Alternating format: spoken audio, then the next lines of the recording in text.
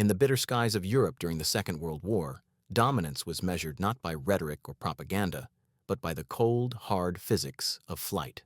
Pilots lived and died by the efficiency of engines, the responsiveness of control surfaces, and the bite of propellers against thin, high-altitude air. In that unforgiving world, reputations were forged swiftly and just as swiftly broken. When the Republic P-47 Thunderbolt made its debut over England, the men who were to fly it looked upon the machine with a mixture of awe and doubt. It was unlike anything they had seen before, massive, broad-shouldered, with a fuselage that looked more suited for a bomber than a fighter.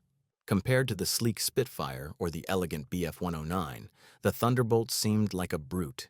Its sheer size made it a source of jokes among pilots who prized agility above all.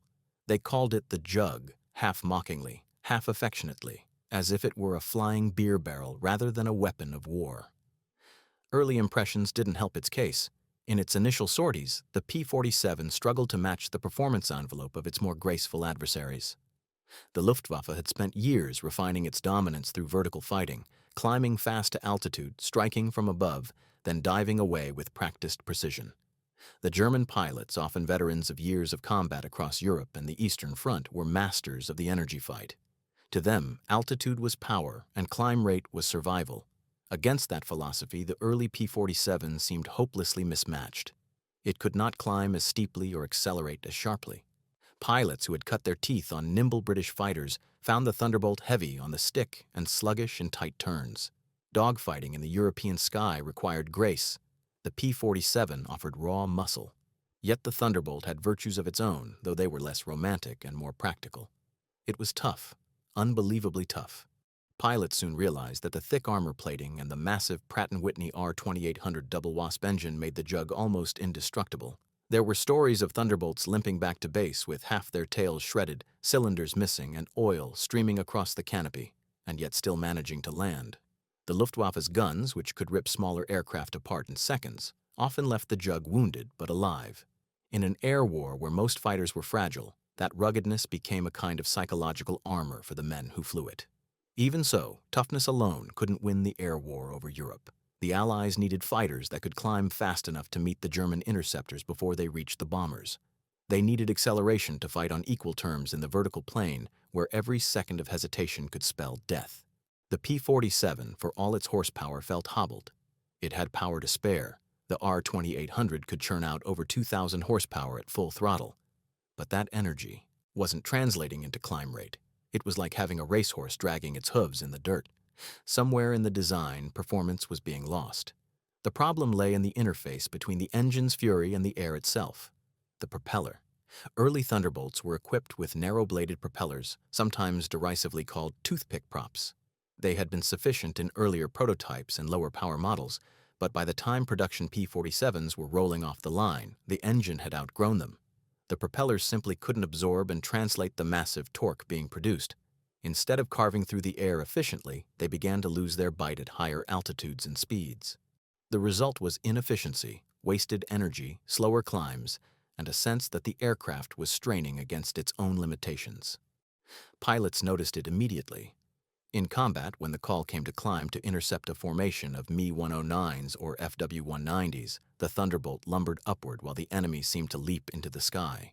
German pilots exploited this. They would dive in, attack the bombers, and then rocket back to altitude, secure in the knowledge that the P-47s could not follow them fast enough. It was infuriating.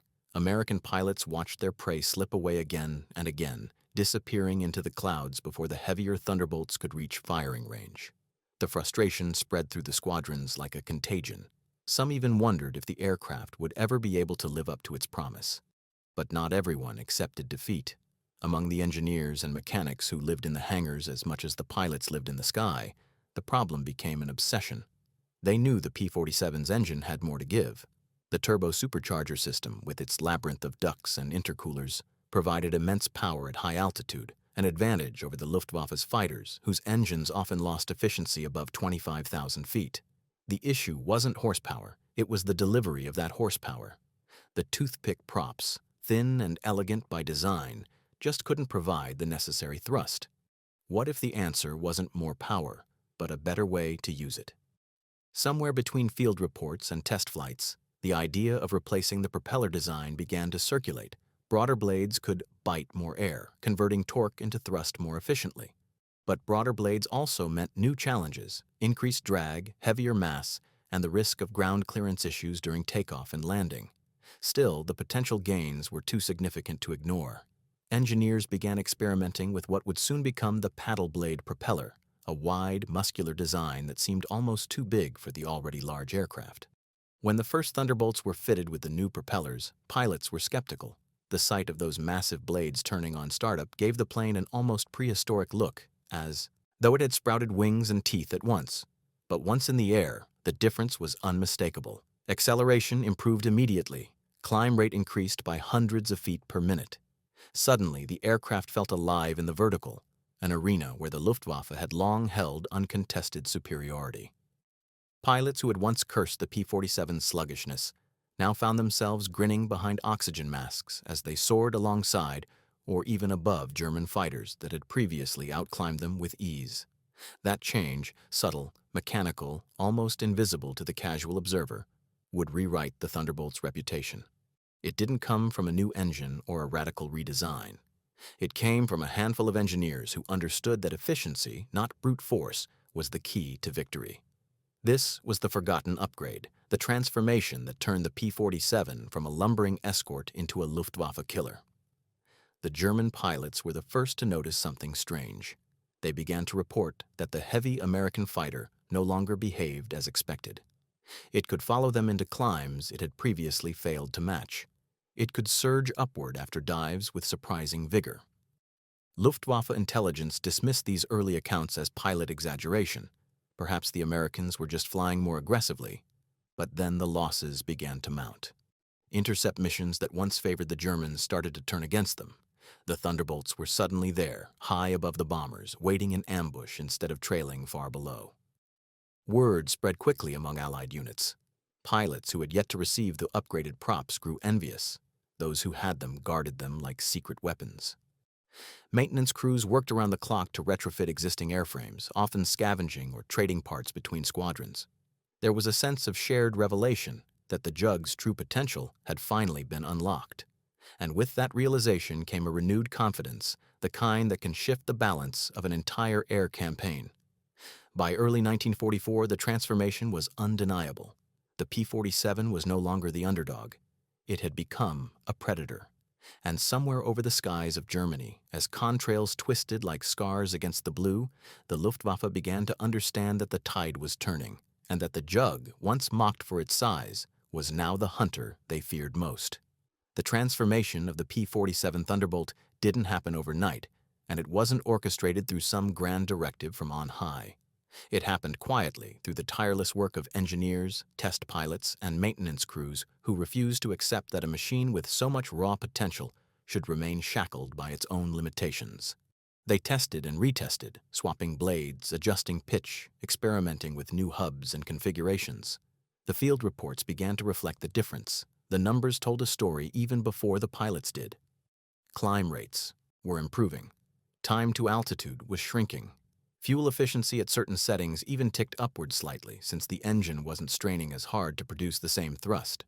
At first, Command viewed the paddle blade propeller as a minor modification, one of many small evolutionary steps in an ever-changing war machine. But for the men who flew the Thunderbolt, the upgrade was anything but minor. It transformed the entire personality of the aircraft. No longer did it feel like a reluctant giant forced into the role of a fighter. It began to feel at last like a creature of the sky, one that could climb, fight, and dive with authority. The new propellers didn't just improve performance, they changed morale. Pilots felt the difference in their bones. When you pulled back on the stick and the aircraft responded immediately, when the nose rose instead of wallowing, when the climb rate pressed you into your seat, that was power you could feel. The Luftwaffe had long relied on its vertical advantage. German tactics, refined through years of combat, emphasized altitude control. Pilots of the Messerschmitt Bf 109 and Focke-Wulf 190 knew how to use energy like a weapon, trading speed for height, height for speed, always ensuring they dictated the fight's terms. Against early P-47s, they could engage and disengage at will. The Germans would swoop down, unleash a burst at the bombers, and zoom back to safety before the American escorts could respond effectively. It was demoralizing, especially for squadrons tasked with protecting bomber streams stretching for miles. But once the Thunderbolts received their paddle blades, that script began to flip. Combat footage from 1944 tells the tale better than any manual. You can see it in the gun camera reels. The way the Jug holds its energy longer in a climb, the way it stays on the tail of a 109 that once would have escaped. Pilots described it as though the aircraft had found its legs. Colonel Hubert Zemke, commander of the famed 56th Fighter Group, was one of the first to grasp the tactical implications. Zemke had always been analytical, a man who studied both machinery and psychology. He knew that success in air combat wasn't just about numbers on a chart. It was about confidence, timing, and surprise. With the new props, his Thunderbolts could finally meet the enemy in the one arena they had previously ceded, the vertical. When a German climbs, Zemke told his men, follow him up. That order, simple yet revolutionary, became the new doctrine. It was something the Luftwaffe didn't expect. Their whole system of tactics relied on the assumption that the heavier American fighters couldn't match their climbs. Once that assumption crumbled, the psychological edge shifted almost overnight. German pilots who tried to disengage found Thunderbolts climbing right behind them, closing the gap, spitting tracer fire into their tails. The legend of the lumbering Jug began. To die, replaced by something far more dangerous, a fighter that could take punishment, deliver it, and now, finally, fight on equal terms in 3 dimensions. The surprise wasn't limited to the front lines. Intelligence reports from German units began noting the improved climbing capability of newer American fighters. Analysts speculated that perhaps the Americans had installed new engines or lightweight frames. Few realized that the secret lay in something as deceptively simple as a propeller. To the Luftwaffe's engineers, who were obsessed with the technical edge, it seemed inconceivable that such a modest change could yield so great an effect. But in the realm of aerodynamics, where every curve and angle influences performance, small changes can produce monumental outcomes. By mid-1944, the Thunderbolt had evolved into a truly formidable opponent. Its climb rate, once a glaring weakness, now rivaled that of the German fighters up to medium altitudes. Combined with its devastating .850 caliber Browning machine guns, the Jug became a terror in both the escort and ground attack roles. Luftwaffe pilots began reporting encounters where their aircraft were outclimbed or outdived by Thunderbolts, scenarios that had been unthinkable a year earlier. The psychological toll on German fighter groups was immense. They were already strained by dwindling resources, fuel shortages, and the relentless pace of Allied bombing. Now, even their traditional technical superiority was being eroded. The transformation of the P-47 also reshaped tactics on the Allied side. With better climb and acceleration, Thunderbolt squadrons could reach the bomber formations faster, position themselves more effectively for interception, and maintain altitude advantages that were once reserved for the enemy. The U.S. 8th Air Force, engaged in its brutal campaign to cripple German industry, finally had a fighter escort that could keep pace with both the bombers and the opposition. Missions that once cost dozens of bombers now began to turn decisively in the Allies' favor. The Luftwaffe, forced to respond to every raid, found itself increasingly outmatched in the sky it once ruled. What made the upgrade even more remarkable was how unassuming it was. There was no grand unveiling, no celebration, no press release. It was, in every sense, a forgotten upgrade, the kind of behind-the-scenes engineering adjustment that seldom makes it into headlines but quietly changes the outcome of wars. Mechanics on muddy airfields across England and France worked long hours swapping out the older props, fine-tuning balance, and testing each assembly by hand. They knew that each bolt they tightened could mean the difference between life and death for the pilot who would take that aircraft into combat the next morning. The broader propeller design came with challenges, of course. Its increased diameter, up to 13 feet in some variants, left only inches of clearance between the blade tips and the ground. Takeoffs required careful control. A single bump or dip on a rough field could spell disaster if a blade struck the earth. Pilots had to adjust their habits accordingly, holding the tail up carefully during rollout, watching for debris. But once airborne, the trade-off was worth it. The new props gave the Thunderbolt teeth, broad, efficient teeth that bit deeply into the sky. It wasn't just a mechanical improvement, it represented a shift in philosophy. The United States Army Air Forces had entered the war believing in the supremacy of strategic bombing, in the idea that formations of bombers could deliver victory from altitude. Fighters were seen as escorts, protectors, defensive shields. But the new Thunderbolt proved that a fighter could be both guardian and predator. With the paddle blade propeller, the P-47 wasn't just keeping the bombers safe, it was hunting the hunters. And every Luftwaffe pilot who looked over his shoulder to see a silver jug climbing after him knew that the balance of fear had changed. The modification's success rippled outward. Engineers studying performance data began applying similar logic to other aircraft. The principle was simple but profound. Power alone was meaningless without efficient transfer. Whether in fighters or bombers, matching propeller design to torquey characteristics became an obsession. The lesson of the Thunderbolt spread through hangars and design offices that sometimes the path to victory lay not in building something new, but in perfecting what you already had. As 1944 gave way to 1945, the skies over Europe grew increasingly hostile for the Luftwaffe. Their veteran pilots were dwindling, fuel was scarce, and new Allied fighters like the P-51 Mustang were entering the fray. Yet, even in that crowded field of legends, the upgraded P-47 held its ground. It had grown into its nickname, Jug, not as an insult, but as a badge of honor. It was the juggernaut of the air, a machine that combined brute strength with newfound agility. The forgotten upgrade had given it wings, and with those wings, it helped crush the last hopes of Germany's once invincible air force. By the spring of 1944, the air war over Europe had entered its most critical phase. The Allies were preparing for Operation Overlord, the invasion of France, and the skies above the continent would become the stage upon which the fate of the invasion was decided. Air superiority wasn't just a strategic advantage anymore, it was a prerequisite for victory. Without control of the skies, the landings would be slaughter, and to gain that control, the Allies needed fighters capable of breaking the Luftwaffe's back once and for all. That was when the P-47 Thunderbolt, now armed with its new paddle blade propeller and a revitalized reputation, became one of the most important instruments of Allied power. Thunderbolt units began to fly deep escort missions, pushing farther and farther into German-controlled airspace. With their extended range tanks and improved climb rates, they could stay with bomber formations longer, giving the enemy fewer windows of opportunity to strike. When German fighters did attack, the P-47s were ready. Combat reports from these missions began to reflect a profound shift in tone. Instead of frustration, there was satisfaction, the thrill of finally being able to take the fight to the enemy on equal footing. Pilots who once dreaded being bounced from above were now the ones diving from the sun, flipping the script entirely.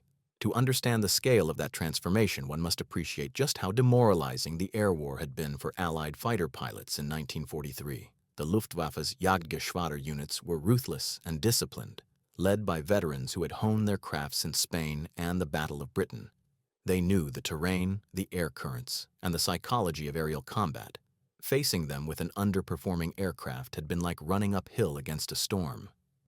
Many Allied squadrons suffered heavy losses, their morale worn thin by the sight of German formations climbing effortlessly away.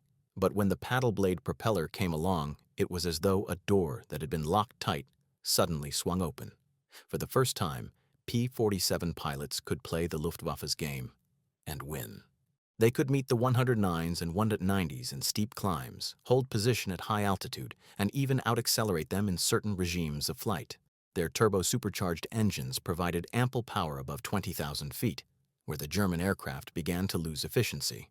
The new propellers finally allowed the Thunderbolts to translate that high-altitude power into real, usable thrust. The results were immediate and dramatic.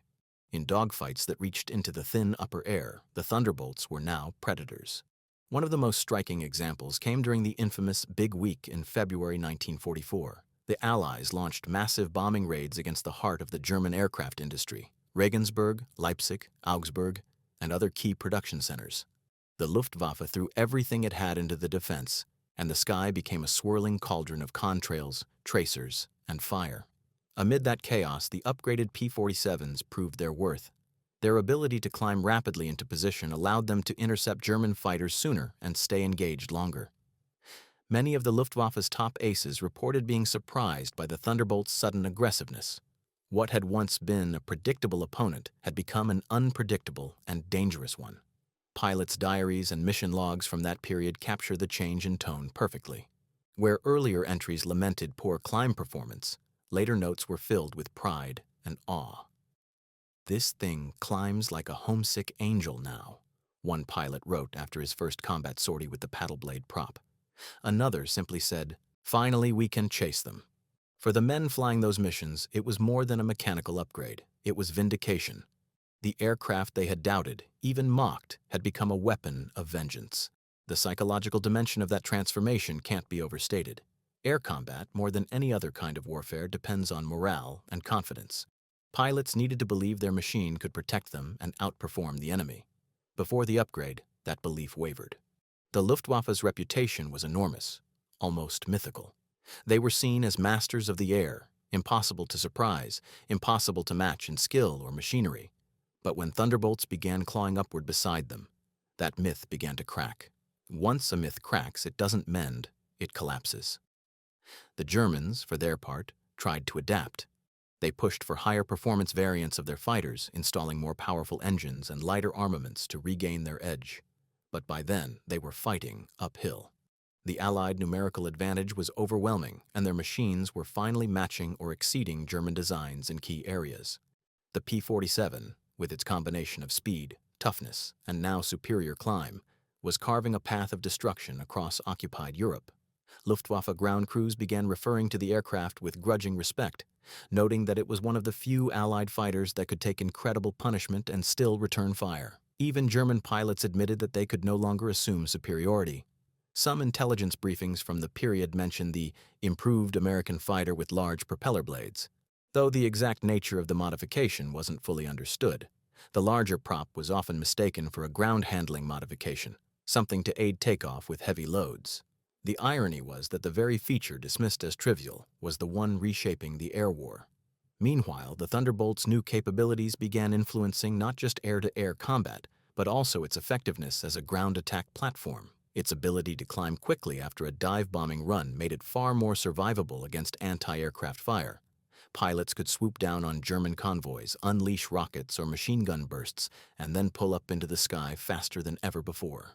The added thrust made the difference between clearing flak bursts and being shredded by them. This combination of high-altitude prowess and low-altitude brutality gave the P-47 a dual identity. It could fight fighters and devastate ground targets in equal measure. By mid-1944, as Allied forces established themselves in Normandy, Thunderbolts roamed the skies over France and Belgium almost uncontested. The Luftwaffe, bled dry by months of attrition, could no longer challenge them effectively. The upgraded propeller had given the P-47 a second wind just as the enemy was gasping for breath.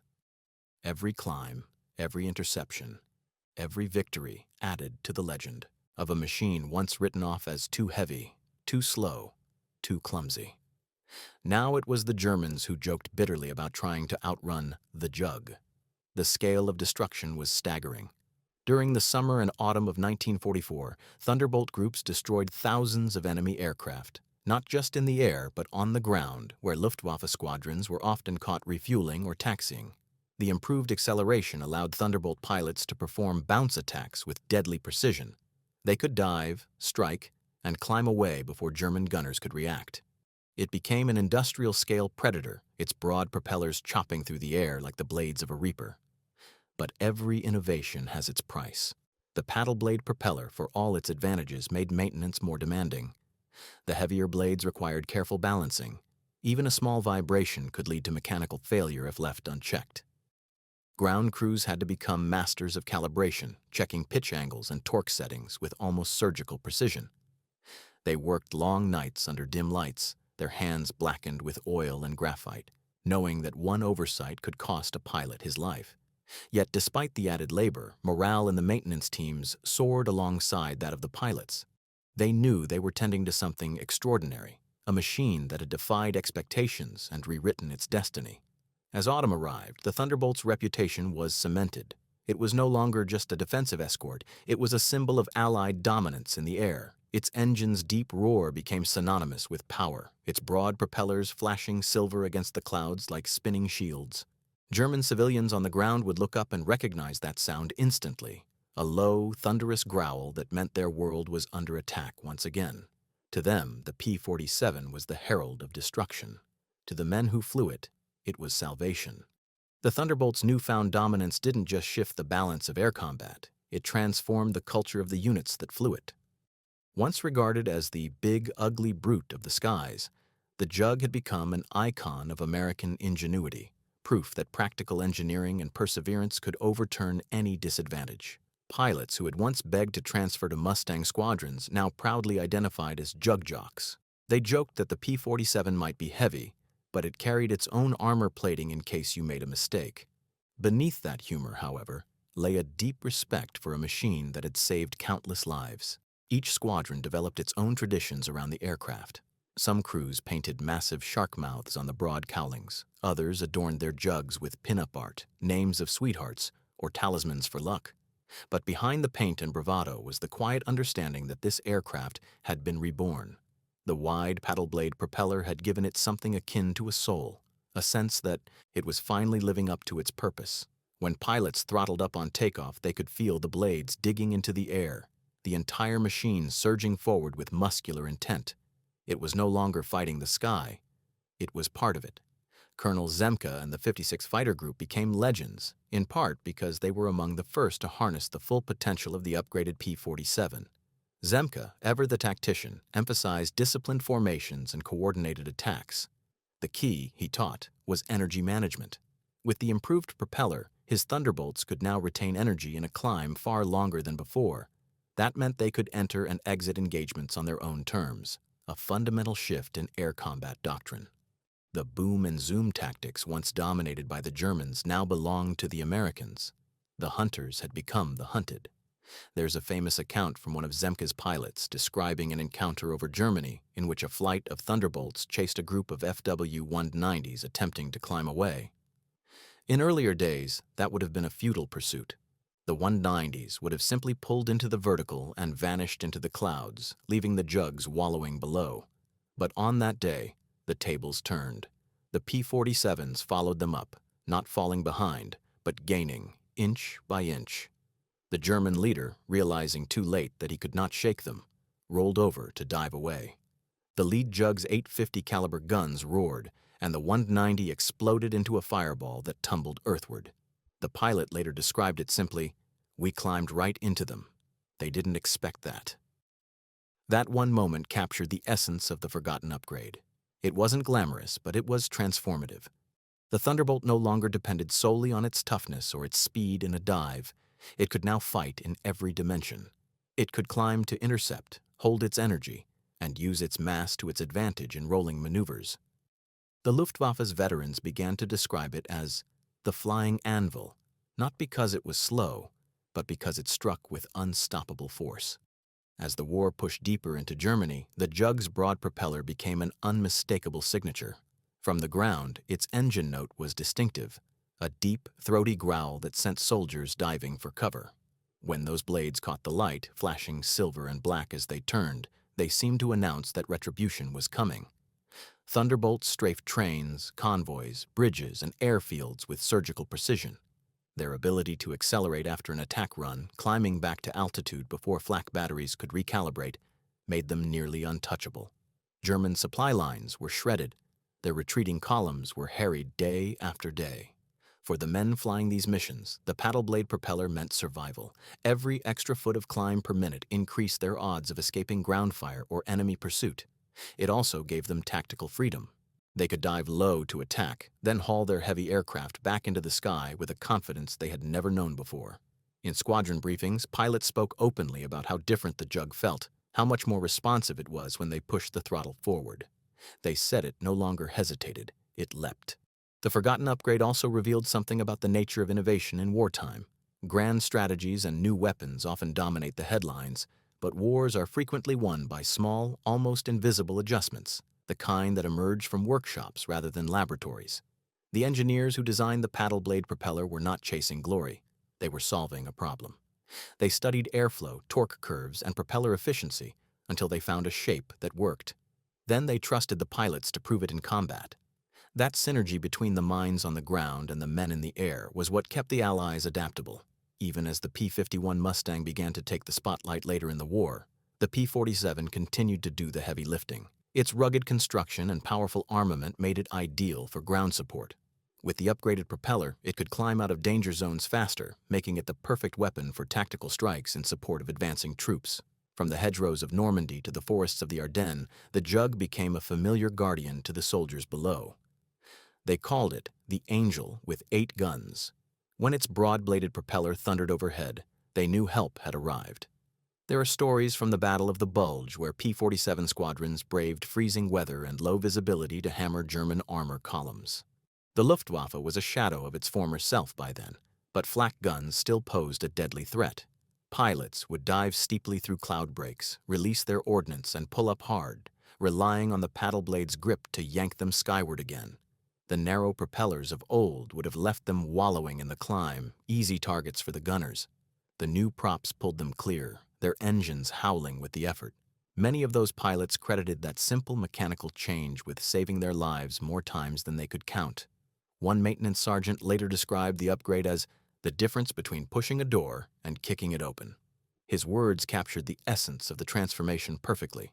Before the modification, the Thunderbolt had been powerful but restrained, like a giant being held back by its own weight. Afterward, it was unleashed. The paddle blade propellers didn't just make the Jug faster, they made it feel inevitable. Every time those huge blades turned, they seemed to declare that nothing could stop the machine to which they were attached. The Luftwaffe, increasingly desperate, began to shift its tactics. Instead of engaging the Thunderbolts head-on, they tried ambush attacks, short, slashing strikes aimed at bombers with quick retreats. But even these proved less effective as the improved Thunderbolts began catching them in climb and pursuit. German pilots who survived such encounters reported frustration and disbelief. "The Americans have found something," one was quoted as saying in a debrief. "Their big fighter climbs now. It's unnatural." That sense of confusion was as valuable to the Allies as any physical advantage. War, after all, is fought as much in the mind as in the sky. By late 1944, the Thunderbolt had become one of the most feared aircraft in the European theater. It wasn't the prettiest, nor the fastest in level flight, but it was relentless. The combination of raw power, heavy armament, and the efficiency of the new propeller made it a symbol of Allied persistence, industrial, mechanical, and human. When the war finally began to tilt irrevocably toward the Allies, it was machines like the P-47, built by thousands of anonymous workers and improved by unheralded engineers, that carried the weight of victory. Even after the Luftwaffe's collapse, the Thunderbolt continued to prove its worth. In the final months of the war, it became a hammer against the remnants of German resistance, striking rail yards, ammunition dumps, and retreating columns. Its paddle blades churned the air above ruined cities and broken front lines, each rotation a heartbeat of the Allied war machine. When peace finally came, the surviving Jugs were lined up on airfields across Europe, their engines cooling, their once shining propellers dulled by dust and exhaust. For the men who had flown them, those broad blades were more than metal. They were wings of survival, symbols of the moment when the odds had turned. When the guns finally fell silent in Europe and the last echoes of propeller-driven war faded into the distance, the P-47 Thunderbolt stood as one of the great survivors of the conflict.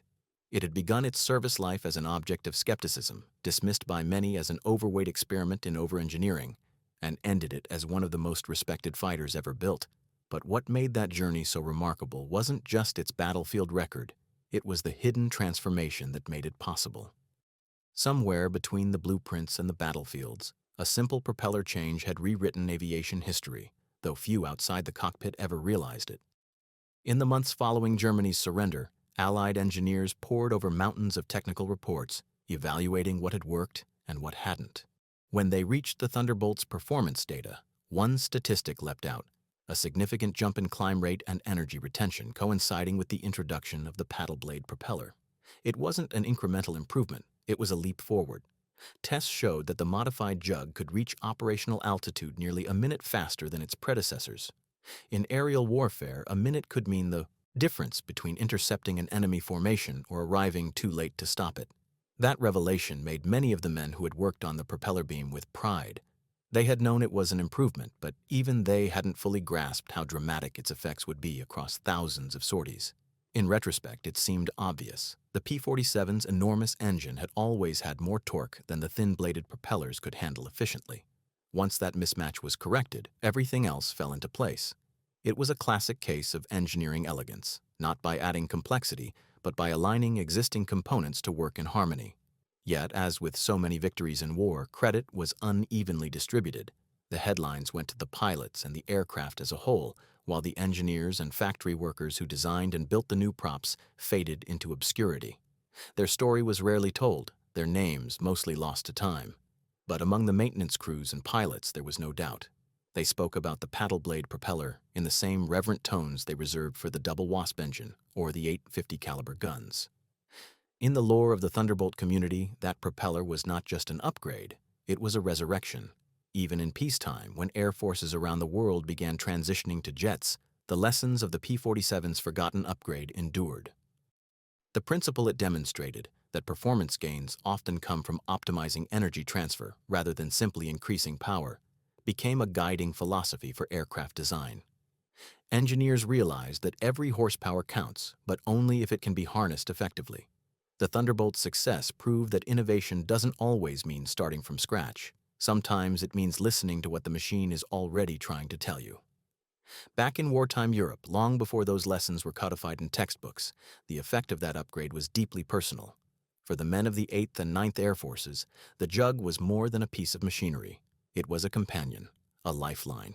Many had seen friends lost in earlier versions of the aircraft, unable to climb away from danger fast enough. The new propeller gave them a sense of control that had previously been missing. One pilot, in a letter home, described the feeling vividly. "When I pull back now, it's like the plane wants to go. It's not fighting me anymore. It's like it wants to live." Those words carried a truth that statistics alone could never capture. Flying a P-47 was an intensely physical experience. You could feel every vibration, every surge of the engine, every pull of the propeller against the wind. Before the upgrade, those sensations were often a battle. Afterward, they became a conversation. The plane responded, eager and alive. The pilots learned to trust that response, and in doing so, they found courage. That bond between man and machine is one of the most profound legacies of the Thunderbolt's transformation. The Luftwaffe pilots who faced the new Thunderbolts were equally aware of the change, though they never knew exactly what had caused it. In post-war interviews, several German aces expressed surprise at how quickly the Americans had solved the problem of climb rate. Some assumed that new engines had been installed or that the airframes had been lightened. Few guessed that the answer lay in the subtle curve of a propeller blade. But they all agreed on one thing. After the spring of 1944, the P-47 was no longer the slow, lumbering brute they had once toyed with. It had become something formidable, something to respect. For the Allied command, that respect was worth its weight in gold. Air superiority was not just a matter of numbers, it was psychological. Once the Luftwaffe's aura of invincibility began to crumble, everything else followed. Morale among German pilots sank, recruitment suffered. Even the most experienced aces found themselves worn down by the sheer relentlessness of the Allied air campaign. And in that campaign, the P-47 was everywhere, escorting bombers by day, strafing trains by dusk, and chasing retreating fighters through the fading light. Its propellers churned above Europe like the rhythm of inevitability itself. The forgotten upgrade also hinted at a broader truth about the American war effort, its adaptability. The United States entered the war behind in experience but ahead in production capacity. Its engineers and factories could iterate faster than the enemy, refining designs even as they rolled off the assembly line. The paddle blade propeller was a perfect example of that philosophy in action. It wasn't a complete redesign, just an intelligent adjustment made quickly and deployed widely. In the span of months, it turned a decent fighter into a great one, a transformation that mirrored America's own evolution from untested power to dominant force. Stories circulated through squadrons of how mechanics in the field would scavenge new propellers from wrecked planes or barter for them between units. Pilots begged their crew chiefs to prioritize the conversion. In the camaraderie of the airfields, men shared notes and tricks, comparing performance after each modification. It became a point of pride, a badge of belonging to the new generation of Thunderbolt squadrons. Those who flew the old props envied those who didn't, and once they made the switch, they understood immediately what all the fuss was about. In one account, a young pilot described the first time he tested his upgraded P-47 in a steep climb. He took off into a clear morning sky, leveled at a few thousand feet, and then pulled back on the stick to climb hard. The nose rose smoothly. There was no hesitation, no sense of strain. The engine roared, the propeller dug in, and the altimeter spun faster than he had ever seen it. When he leveled off again, He radioed to his wingman in disbelief. "She climbs like she's been waiting to do that all her life." For him and for thousands of others, that moment was pure revelation. The results spoke for themselves. In the year following the paddle blade's introduction, Thunderbolt kill ratios improved dramatically. The Luftwaffe's capacity to contest Allied bombers diminished with every passing month. The Thunderbolt's reputation, once uncertain, became legendary. Pilots who flew it in those final campaigns carried its memory with them for the rest of their lives. Many would later say that no aircraft ever made them feel as safe or as powerful as the P-47 with its broad, gleaming propeller slicing the air ahead of them. And yet, as history so often does, time moved on. The dawn of the jet age rendered propeller-driven fighters obsolete almost overnight.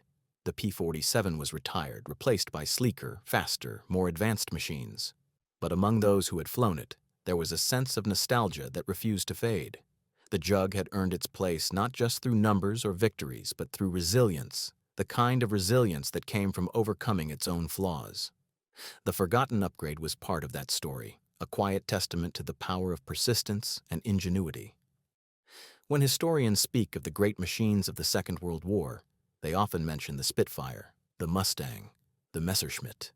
But behind those famous silhouettes stands the Thunderbolt, broad-shouldered, unyielding, and deeply human in its imperfection. Its transformation from awkward heavyweight to Luftwaffe killer is more than a tale of technology. It's a story about belief. Belief that a machine can evolve. Belief that a small change can alter the course of history. And belief that even in the darkest skies, ingenuity. The legacy of the P-47. Thunderbolt's transformation would stretch far beyond the war itself. Though many of its contemporaries were retired or scrapped in the years that followed, the lessons it embodied became cornerstones of post-war aviation design. Engineers studying propeller dynamics and energy transfer often cited the Thunderbolt's paddle blade upgrade as a textbook example of how a small refinement in efficiency could yield immense real-world gains. For a generation that had witnessed the power of raw horsepower, the Thunderbolt reminded them that true performance lay in balance, in understanding how every piece of an aircraft worked together to create lift, speed, and survivability. For the pilots, though, the lesson was far simpler. They remembered the feeling, that visceral sense of thrust when the paddle blade bit into the air and carried them skyward. Many said it felt like the aircraft itself wanted to fight. It wasn't subtle or graceful, it was a brawler that had finally learned how to throw its weight properly. The heavy frame that had once been a liability became its greatest strength. In dives, it plummeted like a hammer. In climbs, the new propellers gave it the legs to rise again. It was an aircraft that embodied the same stubborn will as the men who flew it. By late 1944, the Thunderbolt was everywhere. Across Europe, its deep, throaty engine note became part of the daily soundscape of war. Soldiers on the ground looked up and cheered when they saw its broad wings and distinctive cowl. They knew that if the Jug was overhead, the enemy's day was about to get much worse. In France and Belgium, villagers would step outside to watch formations of P-47s roar by, their paddle blades flashing in the sunlight like the blades of spinning swords. It was a symbol of liberation. Industrial power turned into a savior's instrument. One of the reasons the Thunderbolt earned such universal affection was its ability to take punishment. Even with the upgraded propeller improving performance, its sheer toughness remained legendary. Many pilots returned home in aircraft that should have been written off as losses. Bullet-riddled fuselages, shredded control surfaces, and leaking engines were all part of the Jug's legend. There are documented cases of P-47s flying hundreds of miles with half their tails missing, or one landing gear destroyed, only to roll to a stop at base while the pilot climbed out. Grinning, shaking his head in disbelief, the upgraded climb rate only increased those odds of survival. If you could get above the fight faster, you could stay alive longer. What the Luftwaffe never quite grasped was how much that improvement altered the rhythm of combat. Before the upgrade, Thunderbolts entered fights cautiously, avoiding prolonged climbs or steep pursuits. Afterward, they became aggressive, almost predatory. Luftwaffe pilots who tried to disengage found the Jug right behind them, matching their energy turn for turn. German tactics that had worked flawlessly for years began to unravel. Some pilots, frustrated and exhausted, began avoiding engagements with Thunderbolts altogether, unless they had numerical superiority or a clear ambush. The once dominant German fighter force was now reacting instead of dictating, a sure sign that control of the sky was slipping from their grasp. As 1945 approached, the Thunderbolt's broad propellers carved the cold winter air over a dying Reich. The war was entering its final act, but the fighting was still fierce. The Luftwaffe had been reduced largely to desperate measures, inexperienced pilots, dwindling fuel, and hurriedly built aircraft. Yet the skies were far from safe. The Thunderbolt's continued evolution made it a constant presence in these closing months. When Allied ground troops advanced into Germany, the Jugs were always overhead, diving into battle with precision and fury. The sound of their engines became as much a psychological weapon as their guns. One pilot, recalling a mission in early 1945, described chasing a column of German trucks through the narrow valleys of the Rhine. "I dove low, pulled up hard, and felt the whole plane leap," he wrote later. Before, that climb would have been sluggish, maybe dangerous, but she just lifted, clean, and fast. I realized halfway through that I wasn't worried anymore. I trusted her completely. That word, trust, appears over and over again in pilot memoirs. The paddle blade propeller had made the Jug not just faster or stronger, but reliable in the most visceral sense. It gave its pilots faith that if they did their part, the aircraft would do its own. Even as the war neared its end, the technical teams behind the Thunderbolt kept refining its propeller design. Slight adjustments to blade pitch, diameter, and weight distribution continued to eke out small gains. Some late-war models even tested 4-blade and 5-blade variants, searching for the perfect balance between power and stability. These refinements rarely make it into the grand narrative of the war, overshadowed by stories of new jet fighters and experimental bombers, but they were essential in cementing the Thunderbolt's reputation as one of the most advanced piston-engine fighters of its era. When victory finally came, Thunderbolt squadrons gathered for photographs, long lines of broad-winged aircraft gleaming under the European sun. The men leaned against their planes, arms folded, smiles wide, but weary. Many of them had no idea how long those aircraft would survive after the war, but they knew what they had accomplished with them. The Jug had escorted bombers, destroyed enemy fighters, and ripped apart the logistical heart of the German war machine. It had climbed into the storm and come out the other side. Yet, in the post-war years, as the world's attention turned to jets and rockets, the humble propeller faded from the spotlight. To the public, it seemed like a relic, a leftover from an earlier, slower era of flight. The sleek, screaming jets of the late 1940s captured imaginations, while the propeller-driven fighters were relegated to training units, foreign air forces, or scrap heaps. But among those who knew, those who had fought, the memory of that spinning disk of metal and wood remained sacred. The paddle blade propeller had been more than a component. It was a revolution disguised as routine. In a way, that anonymity was fitting. The men who created and installed the upgrade had never sought glory. They worked in hangars, machine shops, and muddy airfields, guided not by fame, but by necessity.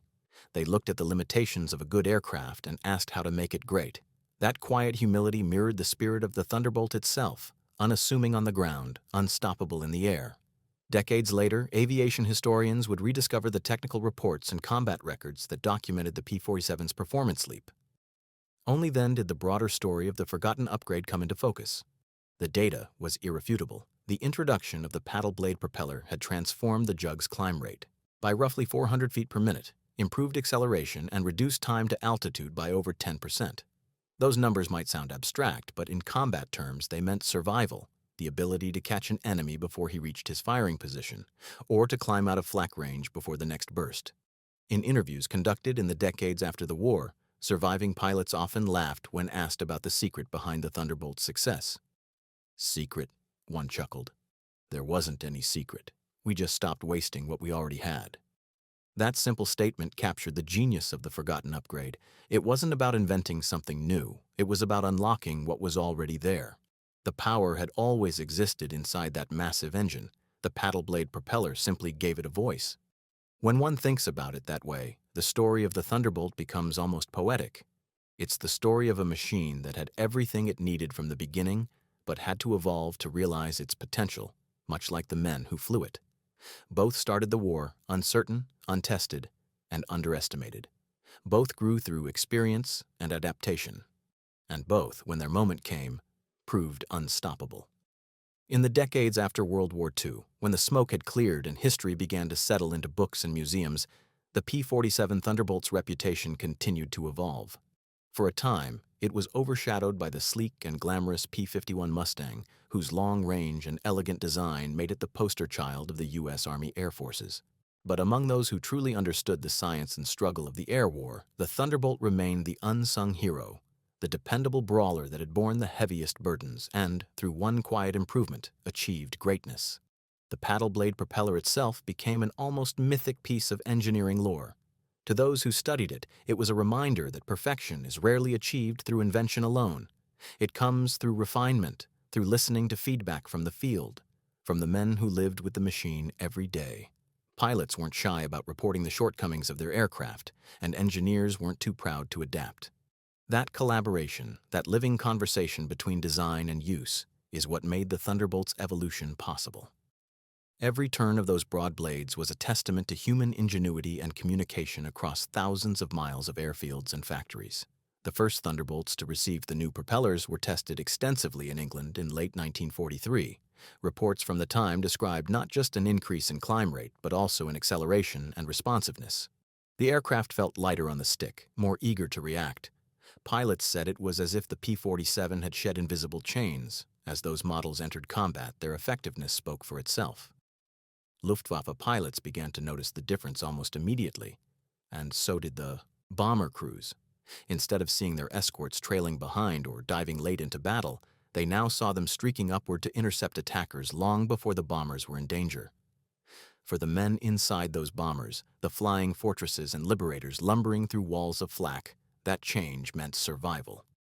A single squadron of P-47s could now hold off a formation of German fighters that might previously have shredded dozens of bombers.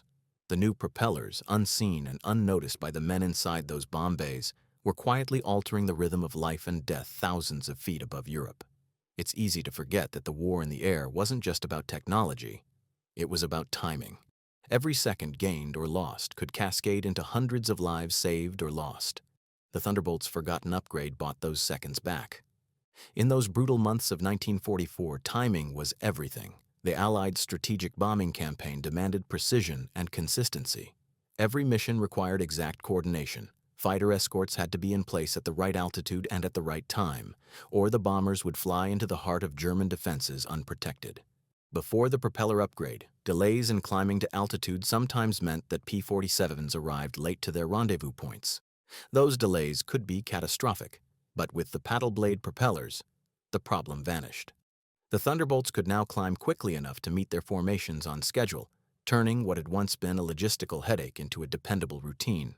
As the improved Thunderbolts multiplied across the 8th and 9th Air Forces, they began to dominate the skies in ways that would have seemed impossible only a year earlier. The Luftwaffe, once master of the air, found itself struggling not just against superior numbers, but against superior performance. German pilots complained that the Americans now seemed to have limitless energy. They climbed faster, dove steeper, and returned to battle again and again. What they were witnessing was the cumulative effect of 1,000 small improvements, all centered around that one key change that had unleashed the P-47's true potential. On the ground, engineers continued to tweak the propeller's design. The Curtiss Electric and Hamilton Standard companies both produced versions of the broad blade prop, and the competition between them drove innovation even further. Each manufacturer sought the perfect combination of diameter, chord width, and pitch control, balancing efficiency with stability. These refinements created subtle differences between aircraft, leading pilots to develop preferences for one prop over another. But regardless of the brand, the consensus was clear. The paddle blade had turned the Thunderbolt into a new aircraft altogether.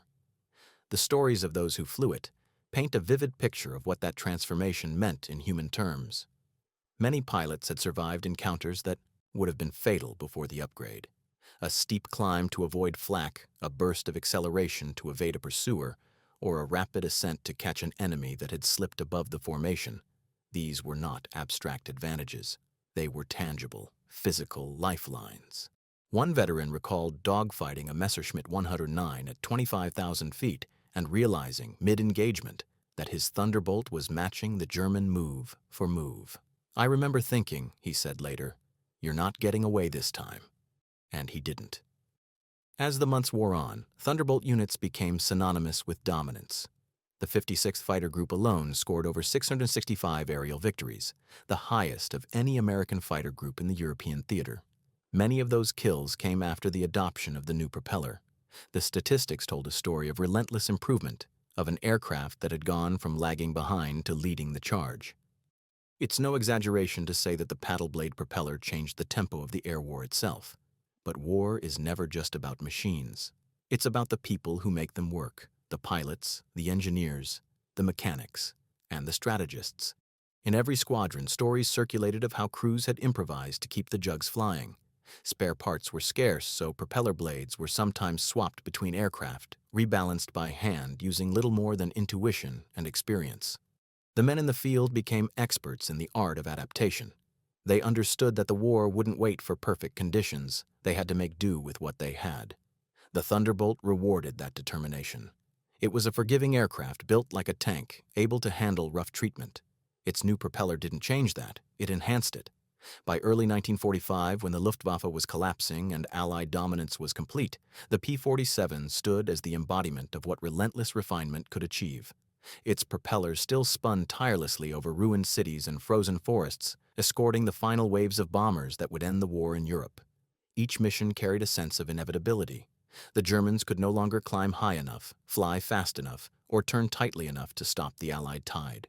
The Jug had become more than an aircraft. It was a symbol of unstoppable progress, of how innovation and persistence could turn the tide of a global conflict. After the war, many Thunderbolts were shipped home or sold to Allied nations.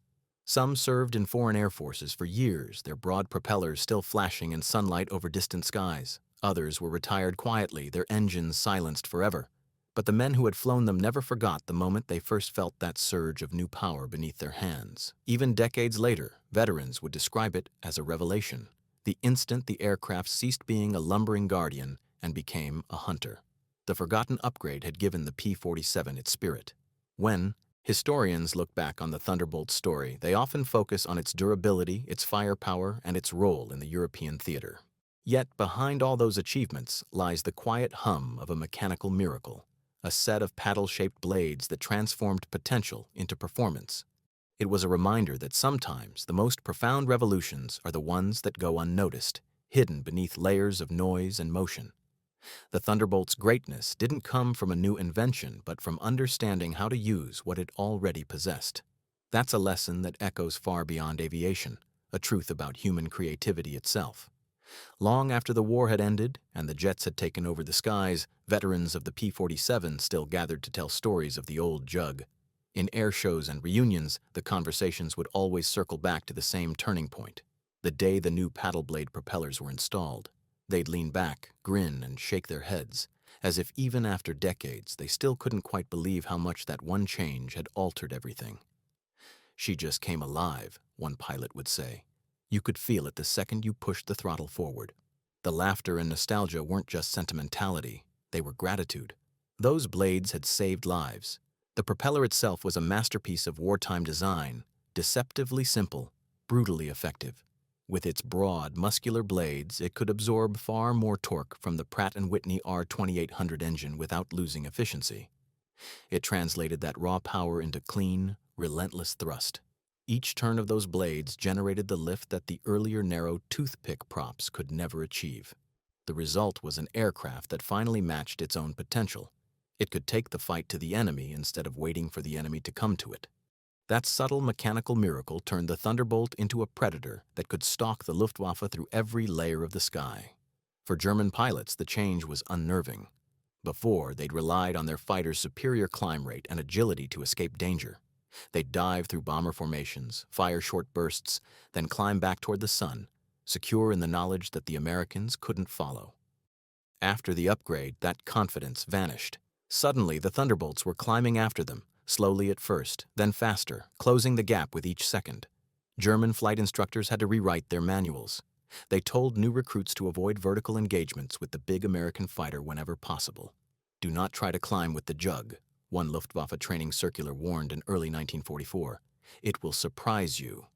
Those 3 words, "it will surprise you," might as well have been the Thunderbolt's epitaph. Surprise was its new weapon. Its sheer size and bulk still deceived opponents into underestimating it. But behind that massive frame was an engine and propeller combination that delivered a kind of power few aircraft could match. In a dive, it could exceed 500 miles per hour without losing stability. In a climb, it could now hold its own against almost anything the enemy put in the air. And if a German pilot made the mistake of trying to outdive it, the Thunderbolt's immense weight and aerodynamic stability made that decision fatal. Many Luftwaffe fighters broke apart under the strain of trying to follow a Jug in a full-powered dive. For the Allied pilots, these advantages built confidence like never before. Confidence is the invisible force in combat, the difference between hesitation and decisive action. Every P-47 squadron that received the paddle blade propellers noticed an immediate change in morale. Pilots who had once flown cautiously were now aggressive, willing to take risks, eager to engage. They knew their aircraft could climb out of danger or chase an enemy through the clouds. That self-assurance translated into results. Mission success rates rose, kill ratios improved, and more pilots came home alive. The forgotten upgrade wasn't just about performance, it was about psychology. It gave men belief. The Luftwaffe began to feel the pressure almost immediately. By the time of the Normandy invasion in June 1944, German fighter units were stretched thin, battered by losses and fuel shortages. Every time they scrambled to intercept Allied bombers, they were met not by slow, struggling Thunderbolts, but by roaring formations of paddle-prop Jugs, diving and climbing with predatory precision. The Germans could still fight, but the advantage they'd once relied on, altitude dominance, was gone. That shift was catastrophic. Without control of the vertical, their tactics unraveled. During the breakout from Normandy, the Thunderbolts became the scourge of German ground forces. The same upgrade that had made them killers in the sky now made them devastating attack aircraft. Their ability to climb quickly after a low-level strafing run meant they could swoop down, unleash rockets and machine gun fire, and then haul their heavy frames back into the air before enemy flak could find them. It's no coincidence that by the late summer of 1944, entire German divisions began referring to Allied fighter bombers simply as Jabos, short for Jagdbomber, and the P-47 was the most feared of them all. American ground troops loved the Jug for that same reason. To soldiers pinned down under fire, the low growl of a Thunderbolt engine was the sweetest sound in the world. They knew that when those paddle blades flashed overhead, salvation was close. The aircraft could deliver its payload with surgical brutality, its 850 caliber guns tearing through tanks, trucks, and gun emplacements. Then, just as quickly, it would roar skyward again, immune to the chaos it left behind. The broad blades gave it the acceleration to escape its own destruction. That combination of power and survivability made it indispensable in the closing months of the war. Even after years of combat, the Thunderbolt continued to earn respect from allies and enemies alike. Luftwaffe ace Günter Rall once admitted that the Jug was the hardest Allied aircraft to shoot down. Its thick armor and radial engine made it nearly impervious to glancing hits, and its newfound agility meant that few could catch it in a vulnerable position. American pilots joked that it took an entire German squadron to down one Jug, and even then, you might just make it home smoking. But beyond the numbers and anecdotes, there was something deeply poetic about the Thunderbolt's transformation.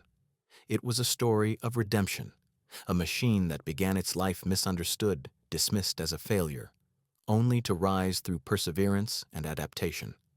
The paddle blade propeller symbolized that redemption perfectly.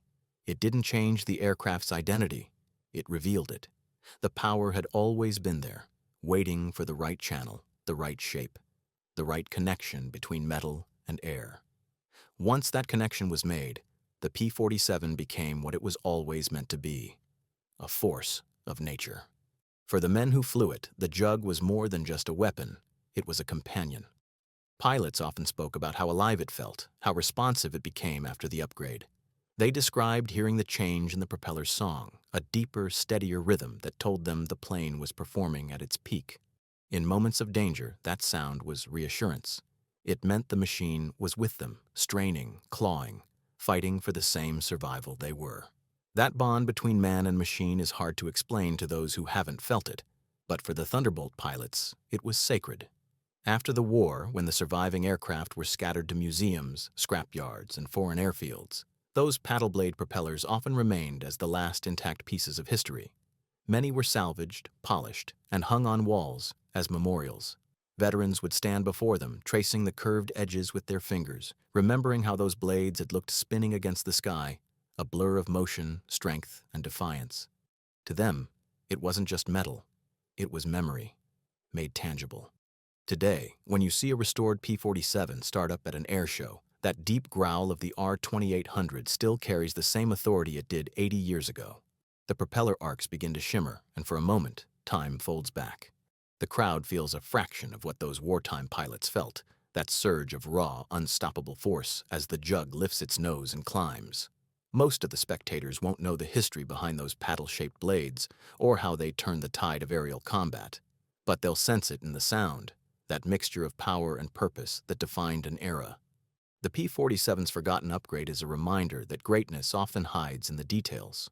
Wars are remembered for heroes and victories, but behind every success lies 1,000 small innovations, tweaks, refinements, and moments of insight that rarely make it into the headlines.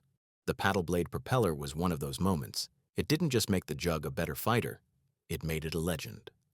By the time the war drew to its violent close in 1945, the P-47 Thunderbolt had not only cemented its place in aviation history, but had also transformed the very expectations of what a fighter could be. It was, in many ways, the embodiment of American engineering philosophy, big, bold, and brutally effective. And yet beneath its imposing form, the secret to its success had been a quiet, almost invisible change: the shape of its propeller. That forgotten upgrade, the broad paddle blade design, turned the Thunderbolt from a defensive escort into an offensive weapon of dominance. It was the difference between reacting to the Luftwaffe and hunting it. In the months following D-Day, this subtle engineering revolution paid enormous dividends. Allied bombers flew deeper into Germany than ever before, escorted by Thunderbolts that could climb to meet any threat. Luftwaffe formations that once attacked with confidence were now intercepted and broken apart before they reached the bombers. For the first time since 1939, German skies belonged to someone else. The scale of that transformation is hard to imagine today. At the beginning of 1944, the Luftwaffe still fielded hundreds of experienced aces, men who had flown through the Battle of Britain, Russia, and North Africa. They were veterans of hundreds of missions, hardened, confident, and deadly. But by the end of that year, many of them were gone. The Luftwaffe's strength had been shattered not by a single decisive battle, but by the relentless erosion of its best pilots, worn down, outflown, and outnumbered by the Thunderbolts and Mustangs that now dominated the sky. Every climb, every interception, every engagement chipped away at the myth of German invincibility, and the Jug's new propeller was at the heart of that process. For the German command, the sudden improvement in Allied fighter performance was baffling. Intelligence analysts pored over reports trying to understand why the Americans' supposedly sluggish P-47s were now outperforming their own aircraft. Some suspected new engines, others blamed secret fuels or lightweight frames. The truth, that it was simply a more efficient propeller, seemed almost insulting. But the data didn't lie. German pilots were being chased, caught, and destroyed in situations where just months earlier they would have escaped unscathed. One of the most revealing testaments came from Luftwaffe ace Adolf Galland, who later admitted that by mid-1944 the Allied fighters had achieved an almost insurmountable technical edge. He didn't know it, but that edge wasn't only in numbers or speed. It was in thrust, efficiency, and mechanical balance. The Thunderbolt had found its equilibrium. For an aircraft that had once struggled to climb, it now seemed to leap toward the heavens. Back at Allied bases across England and France, pilots continued to refine their tactics to match the aircraft's newfound agility. They learned to use vertical climbs to trap opponents, to initiate dogfights with aggressive altitude changes that leveraged the paddle blade's efficiency. Squadrons began practicing maneuvers that had once been impossible for the Jug: high yo-yo climbs, hammerhead turns, and steep spiral pursuits. The Luftwaffe pilots, used to dictating the fight's vertical flow, now found themselves reacting instead of leading. A particularly famous engagement occurred in late 1944 when a group of Thunderbolts from the 56th Fighter Group encountered a formation of FW-190s over the Ruhr Valley. The Germans tried their usual tactic, a fast dive followed by a steep climb back to altitude. But the P-47s followed. Their broad blades dug into the air, their massive engines roaring in unison. To the German pilots' disbelief, the jug stayed with them all the way up. The air was thin, the engines strained, but the American fighters refused to let go. One by one, the 190s stalled, their pilots forced to roll over and dive for safety.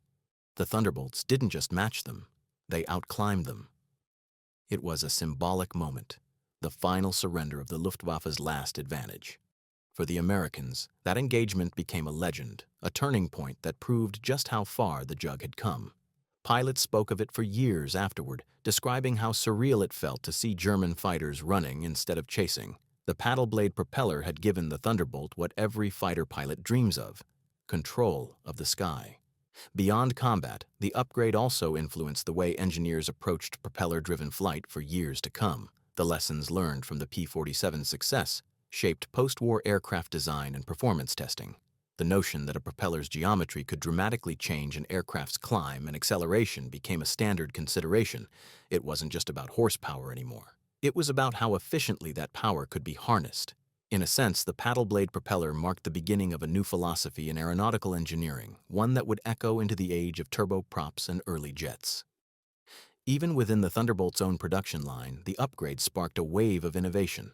Later models, like the P-47D-28 and P-47M, were built from the ground up to accommodate the broad blade propellers, reinforcing engine mounts and adjusting cowl shapes to optimize airflow. These refinements made the aircraft not only more powerful but also more stable in high-altitude operations. The Thunderbolt had matured, no longer an experimental brute, but a refined killer. Yet for all its technical brilliance, the jug remained a fundamentally human story. It was the story of mechanics who toiled in cold, muddy airfields, replacing blades by lantern light.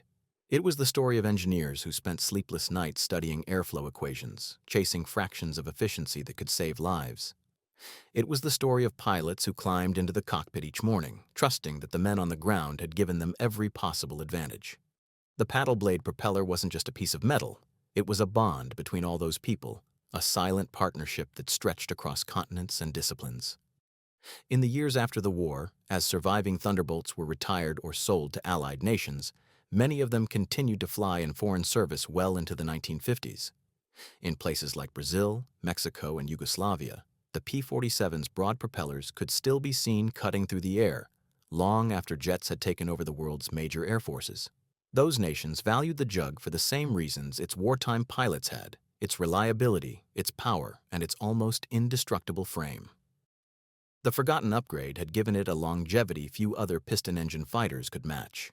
Today, restored Thunderbolts still take to the skies at air shows around the world. Their engines roar, their paddle blades gleam in the sunlight, and spectators look up in awe. Most of those watching don't realize that they're seeing one of the great turning points in aviation history spinning before them, that the shape of those blades once changed the outcome of battles, saved countless lives, and helped bring an empire to its knees. But the veterans who are still around do.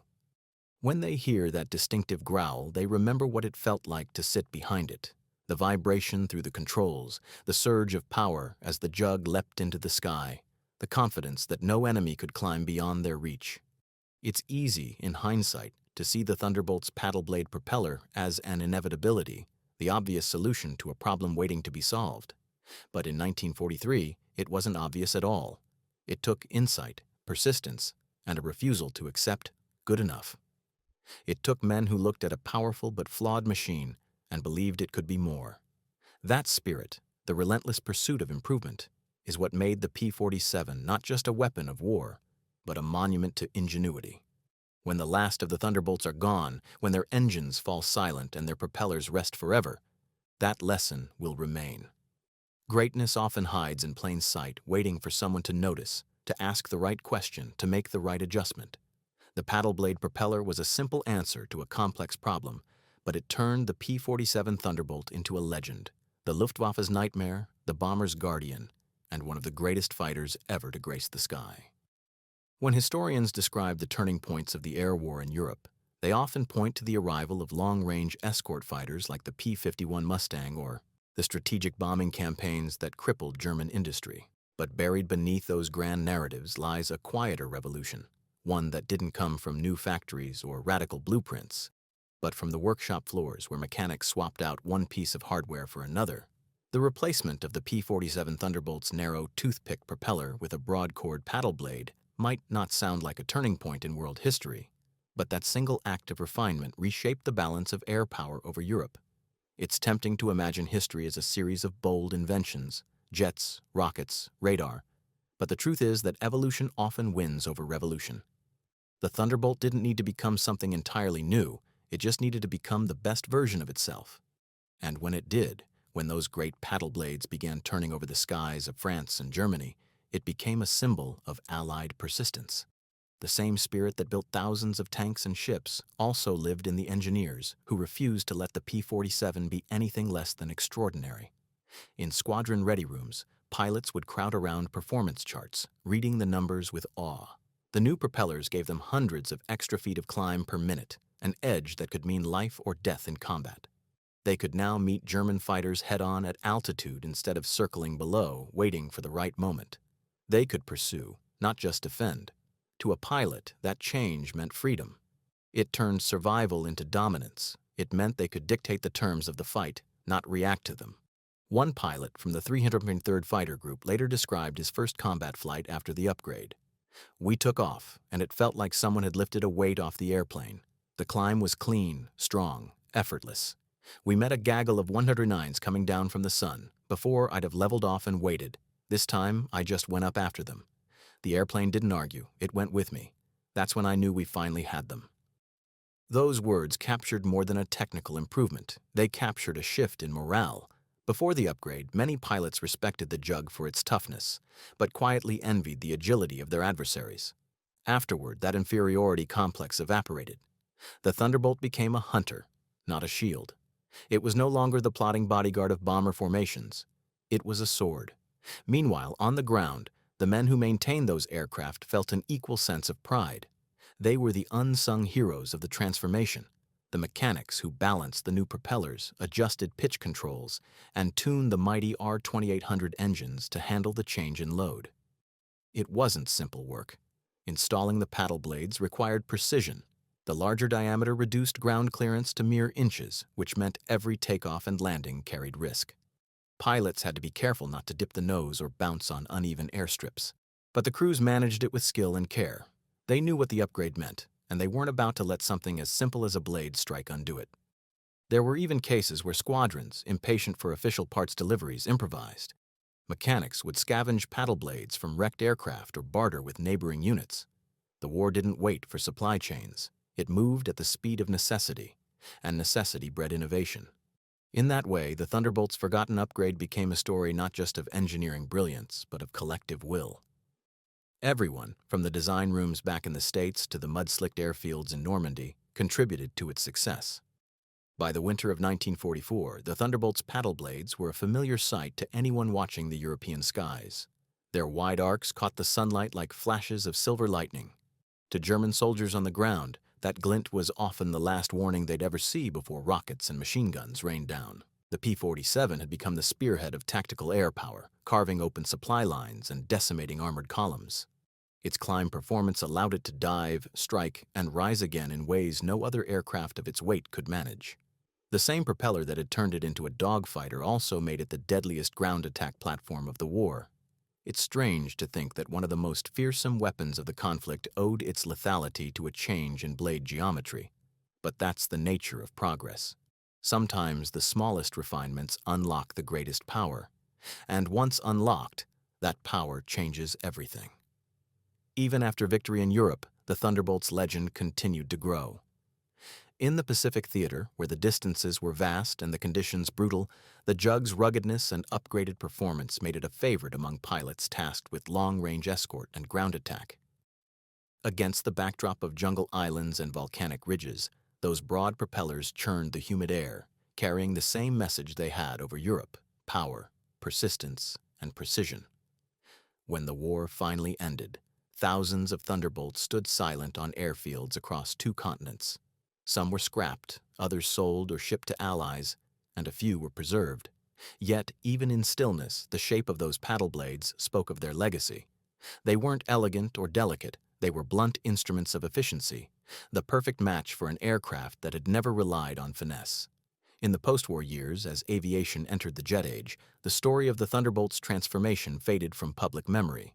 Newer, faster aircraft captured attention, and the details of propeller design seemed like relics from a bygone era. But among historians and engineers, the lesson endured. The P-47 had proven that incremental improvements, when applied with precision and purpose, could alter the course of history.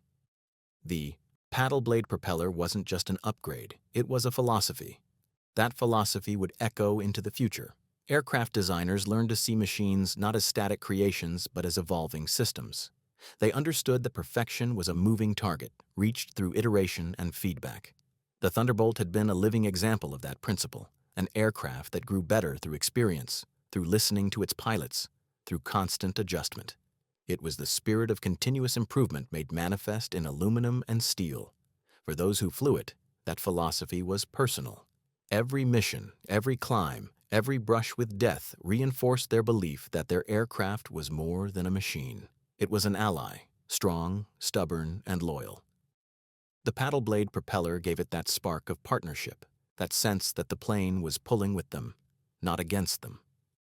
And in a war where the line between life and death was measured in seconds, that feeling mattered more than any statistic. Even now, in museums where restored P-47s sit gleaming under hangar lights, that story lingers. Visitors marvel at the size of the aircraft, at its sheer bulk, often asking how such a beast could have been a fighter. The answer lies at the front, in those great blades that dominate its silhouette. They're the silent proof of how far the Jug came and how much difference a single idea can make. In truth, the P-47's forgotten upgrade was more than just an engineering success. It was a testament to the Allied spirit, to the belief that no problem was unsolvable, that no design was final, and that even in the chaos of war, innovation could thrive. The paddle blade propeller turned frustration into triumph, doubt into confidence, and a heavy fighter into a legend. And perhaps that's the greatest legacy of all, not that it made the Thunderbolt faster or deadlier, but that it showed what happens when people refuse to give up on improvement, no matter how small the change may seem. The P-47 Thunderbolt's transformation was, in a sense, a story of redemption, not only for the aircraft itself, but for the people who built and flew it.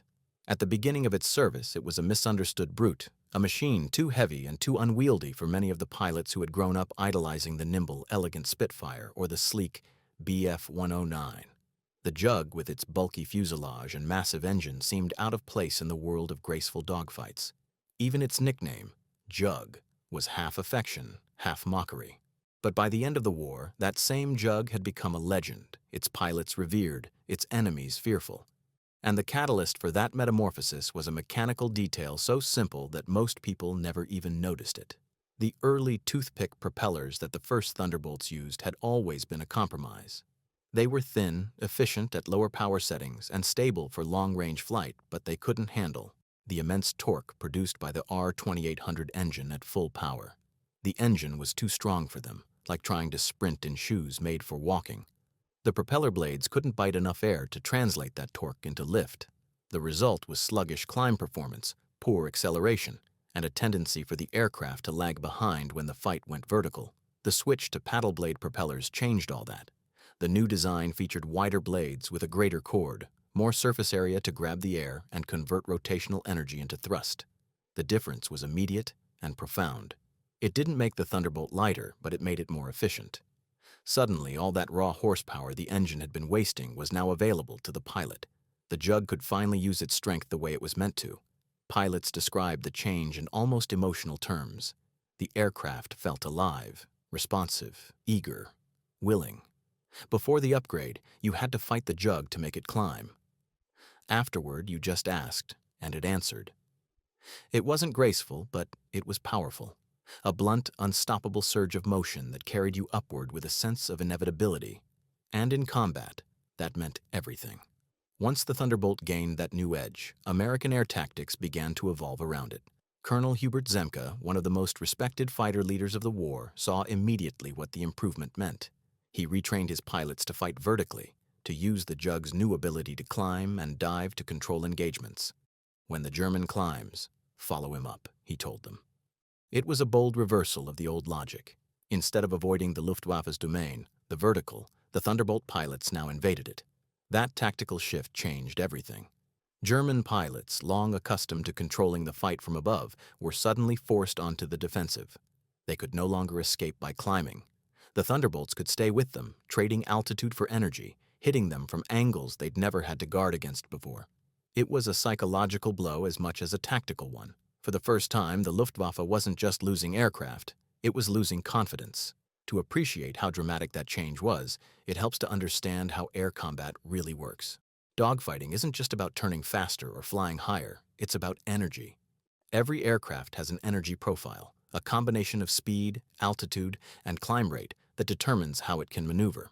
Before the paddle blade upgrade, the Thunderbolt's energy profile was limited by its climb rate. It could dive fast, but once it leveled out, it struggled to regain altitude quickly. The Luftwaffe used that weakness mercilessly. But after the upgrade, that limitation vanished. The Jug could now retain and restore energy efficiently, matching the Germans in the vertical and beating them in the dive. That balance made it deadly. The results were measurable and immediate. Kill ratios began to climb sharply. Missions that had once been fraught with risk became routine. The Thunderbolt went from struggling for survival to racking up victories. Luftwaffe pilots who once sneered at the big American fighter now learned to fear its silhouette. Its arrival over a target meant trouble, not just because of its guns and bombs, but because of what it represented: the end of German air superiority. The impact of that change rippled through every level of the air war. Bombers that had once flown under constant threat now had reliable escorts. Ground troops advancing through France and Belgium could count on air cover that arrived on time and stayed overhead. Even the morale of the Allied command improved as reports came in of Thunderbolt squadrons dominating the skies. The aircraft that had once been a source of doubt had become a symbol of mastery. It's remarkable how such a simple upgrade could produce such sweeping results. The paddle blade propeller didn't just change the P-47's performance, it changed its destiny. It allowed the aircraft to fulfill the purpose it had been designed for, to be the hammer of Allied air power. Without it, the Thunderbolt might have remained a footnote, a powerful but flawed experiment overshadowed by sleeker designs. With it, it became a legend. But even legends carry risks. The new propellers, while transformative, introduced their own set of challenges. The larger diameter reduced ground clearance to dangerous levels. Pilots had to handle takeoffs and landings with utmost precision, especially on rough or uneven airstrips. A careless bounce could chip or shatter a blade, grounding the aircraft for days. Maintenance crews had to learn new procedures for balancing and tuning the propellers, ensuring that the extra load didn't strain the engine or drive shaft. Every gain in performance came with a cost and complexity. Yet the crews met those challenges as they always did, with skill, ingenuity, and a sense of purpose. There's a quiet heroism in that kind of work. No medals, no headlines, just long nights in freezing hangars, the smell of oil and metal, the hum of tools, and the satisfaction of knowing that somewhere a pilot's life depended on your precision. Those men were as much a part of the Thunderbolt's success as the pilots who flew it. They understood the power of the new propellers not through theory, but through touch, through the vibration in the spinner, the tension in the bolts, the way the engine's pitch changed when everything was tuned just right. That tactile connection between man and machine is what made the P-47 special. It was a plane that you didn't just fly, you wrestled, trusted, and respected. The paddle blade propeller didn't tame it, it completed it. It made it what it was always meant to be: a fighter that could take punishment, deliver destruction, and still bring its pilot home. And perhaps that's why, decades later, when old pilots gathered at reunions or spoke to historians, they didn't talk about the technical specifics of the upgrade. They talked about how it felt. The first climb after installation. The way the Jug seemed to surge forward, alive and ready. They remembered that feeling because it was the moment they realized their odds had changed. The war hadn't ended yet, but they knew, deep down, that victory was now only a matter of time. The forgotten upgrade that turned the P-47 Thunderbolt into a Luftwaffe killer was more than just a modification to a piece of hardware. It was a moment when innovation, desperation, and determination converged. The Allies didn't have the luxury of time or endless experimentation. Every mission mattered, every improvement had to count. The paddle blade propeller wasn't born from a committee meeting or a long-term project. It came from necessity, a single, elegant solution to a life-or-death problem. That urgency gave it a purity that few inventions ever have. As the war dragged into its final years, the P-47 stood as a testament to that wartime ingenuity. Its pilots had learned to exploit every ounce of its newfound performance. They could now climb faster, engage sooner, and break away from danger with confidence. This allowed them to fly in ways that were previously unthinkable. The Thunderbolt became not just a fighter, but a strategic tool, a weapon of choice in escort, ground attack, and even interdiction missions deep behind enemy lines. There were stories that perfectly captured this transformation. One came from a pilot of the 78th Fighter Group who recalled escorting bombers over Germany in early 1944. He had been flying an older P-47D with the toothpick prop, struggling to keep up with the formation. "You'd hit full throttle, and it just wouldn't climb," he said. "You could feel the power was there, trapped inside the engine, but it wasn't getting to the air." Then, just weeks later, he flew the same route in an upgraded model with the paddle blade propeller. It was like flying a different airplane. "I remember laughing inside my oxygen mask because it finally felt right. It was like she'd been holding her breath all this time, and finally exhaled." That sentiment echoed through every squadron. Pilots felt the change not just in their performance charts, but in their bones. The P-47 had always been fast in a dive, but now it could climb back up with the same authority. It no longer felt one-dimensional. It was complete. The Luftwaffe's edge, its vertical advantage, was gone. The balance of the air war had shifted permanently.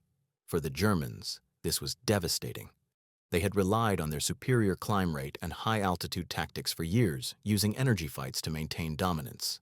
Their aircraft, the Messerschmitt Bf 109 and the Focke-Wulf 190, were optimized for those maneuvers, but the upgraded Thunderbolt nullified those strengths. In combat, that meant the Germans could no longer dictate how battles unfolded. The Americans could now force them into unfavorable fights, using their numbers, altitude, and raw power to crush them from above. Colonel Hubert Zemke understood this better than anyone. A brilliant tactician and natural leader, Zemke transformed the 56th Fighter Group into one of the most formidable air units in history. His men became known as Zemke's Wolfpack, a name that reflected both their ferocity and their coordination. He trained his pilots to use the Jug's new capabilities ruthlessly. Vertical climbs, diving attacks, rolling maneuvers. They became experts in energy warfare, pushing their aircraft to its mechanical limits. The results spoke for themselves. The 56th racked up more kills than any other American fighter group in Europe. And yet, for all its newfound grace in the air, the Thunderbolt never lost its brawler's soul. It was still a tank with wings, big, loud, indestructible. Pilots who flew it in ground attack missions often returned with stories that bordered on the unbelievable. One pilot brought his Jug home with a third of its right wing missing, another with half his tail shot away. The plane was so tough that even when engines were hit, they often kept running long enough to get their pilots back to base. The paddle blade propeller didn't change that toughness, it made it more dangerous. Now, not only could the Jug survive a fight, it could win it outright. The dual nature of the P-47, its brute strength and newfound agility, gave it a kind of mythic aura. Soldiers on the ground came to see it as a guardian angel. German troops, on the other hand, came to fear it more than any other Allied aircraft. They nicknamed it the Butcher Bird's brother, a reference to their own FW-190 but with grudging respect. The broad flash of those spinning blades overhead meant one thing: destruction was coming. There were moments during the war when that symbolism became almost cinematic. In the skies over the Ardennes during the Battle of the Bulge, squadrons of Thunderbolts tore through columns of German armor caught on open roads. The winter air was thin and freezing, but the paddle blades bit into it with relentless precision. The Jugs dove, fired rockets and machine guns, then climbed back out of the valley, their engines screaming against the cold. Pilots later said that even at low altitudes, they could feel the difference the new props made. The Jug didn't wallow anymore. It surged. It was alive, confident, unstoppable. As the Luftwaffe crumbled, German pilots often tried to disengage rather than fight, but even retreat was no longer safe. With the improved climb and acceleration, the P-47s could catch them in situations that would once have been impossible. Pilots who had once escaped with ease now found themselves staring into a hail of 50 caliber tracers. In the words of one Allied pilot, the hunters had become the hunted, and the Thunderbolt was the reason why. After the war, when the smoke cleared and the world tried to make sense of what had happened, the P-47 story was easy to overlook. The Mustang, with its sleek lines and romantic long-range missions, captured the imagination. The Spitfire held on to its iconic status as the savior of Britain. The Thunderbolt, by contrast, was utilitarian, too big, too heavy, too practical to inspire the same poetic admiration. But those who knew the truth never forgot. The Jug was the workhorse of victory, and its transformation, the forgotten upgrade, had been one of the quiet miracles of the war. For aviation historians, the P-47 became a case study in how optimization could outperform reinvention. The aircraft hadn't changed engines or materials, its performance gains had come purely from making better use of what it already had. That lesson rippled through generations of aircraft design. Engineers realized that progress wasn't always about replacing the old. Sometimes it was about understanding it more deeply. The Thunderbolt's paddle blade propeller was proof that small insights could have massive consequences. And perhaps that's why, decades later, the story still resonates. The P-47's forgotten upgrade wasn't glamorous, but it was transformative. It was a reminder that innovation doesn't always wear the face of genius. Sometimes it wears the hands of mechanics, the patience of engineers, and the courage of pilots who dare to trust in both. It's the kind of story that doesn't need embellishment because it already carries the weight of truth, that even the heaviest fighter of the war could learn to soar. As 1945 dawned, the skies over Europe had changed forever. The Luftwaffe that had once terrorized the continent was now a shadow of its former self, struggling to defend a dying regime. Allied bombers roamed almost unopposed, their silver formations stretching across the clouds like floating cities. And above them, weaving in protective arcs, flew the Thunderbolts, the same machines that only a few years earlier had been doubted, mocked, and dismissed as failures. Their engines thundered with confidence now, their paddle blade propellers flashing like scythes of sunlight in the cold air. By then, the transformation was complete. The P-47 was no longer just an escort fighter. It was a symbol of air superiority, a representation of everything the Allies had learned about war, adaptation, and persistence. The forgotten upgrade had rewritten its story from the inside out. The pilots who flew those late-war Jugs felt it every time they took off. The climb was smooth, the response immediate, and the thrust intoxicating. Many said the aircraft no longer felt like it was fighting against gravity. It was dancing with it. That improvement didn't just affect how battles were fought, it changed how pilots thought. Before, the paddle blade propellers, P-47 pilots, had to plan every maneuver carefully, always aware of their limited climb rate. They had to use teamwork and patience to compensate for their aircraft's weaknesses. But afterward, they could fly with aggression, improvisation, and instinct. It unlocked their confidence, and that confidence was lethal. Once the Thunderbolt pilots started flying offensively instead of defensively, the outcome was inevitable. It's difficult to overstate how much of that success depended on morale. Air combat is as psychological as it is mechanical. A pilot who believes in his aircraft is more dangerous than one who doubts it, no matter what the specifications say. The paddle blade propeller didn't just make the Jug climb faster. It made its pilots believe they could win every fight. They began to enter combat with a hunter's mindset, no longer hesitant or reactive. That shift rippled across every engagement, every mission. In countless after-action reports, squadron leaders noted the same thing. Climb rate improved significantly, enemy fighters unable to disengage. The data told the story plainly, but the real testimony came from the men who lived it. Pilots wrote letters home describing how different their aircraft felt, how the Luftwaffe seemed suddenly mortal, how they no longer feared being left behind in a climb. Many of them didn't know exactly why their Jugs had changed. They just knew that something vital had unlocked inside the machine.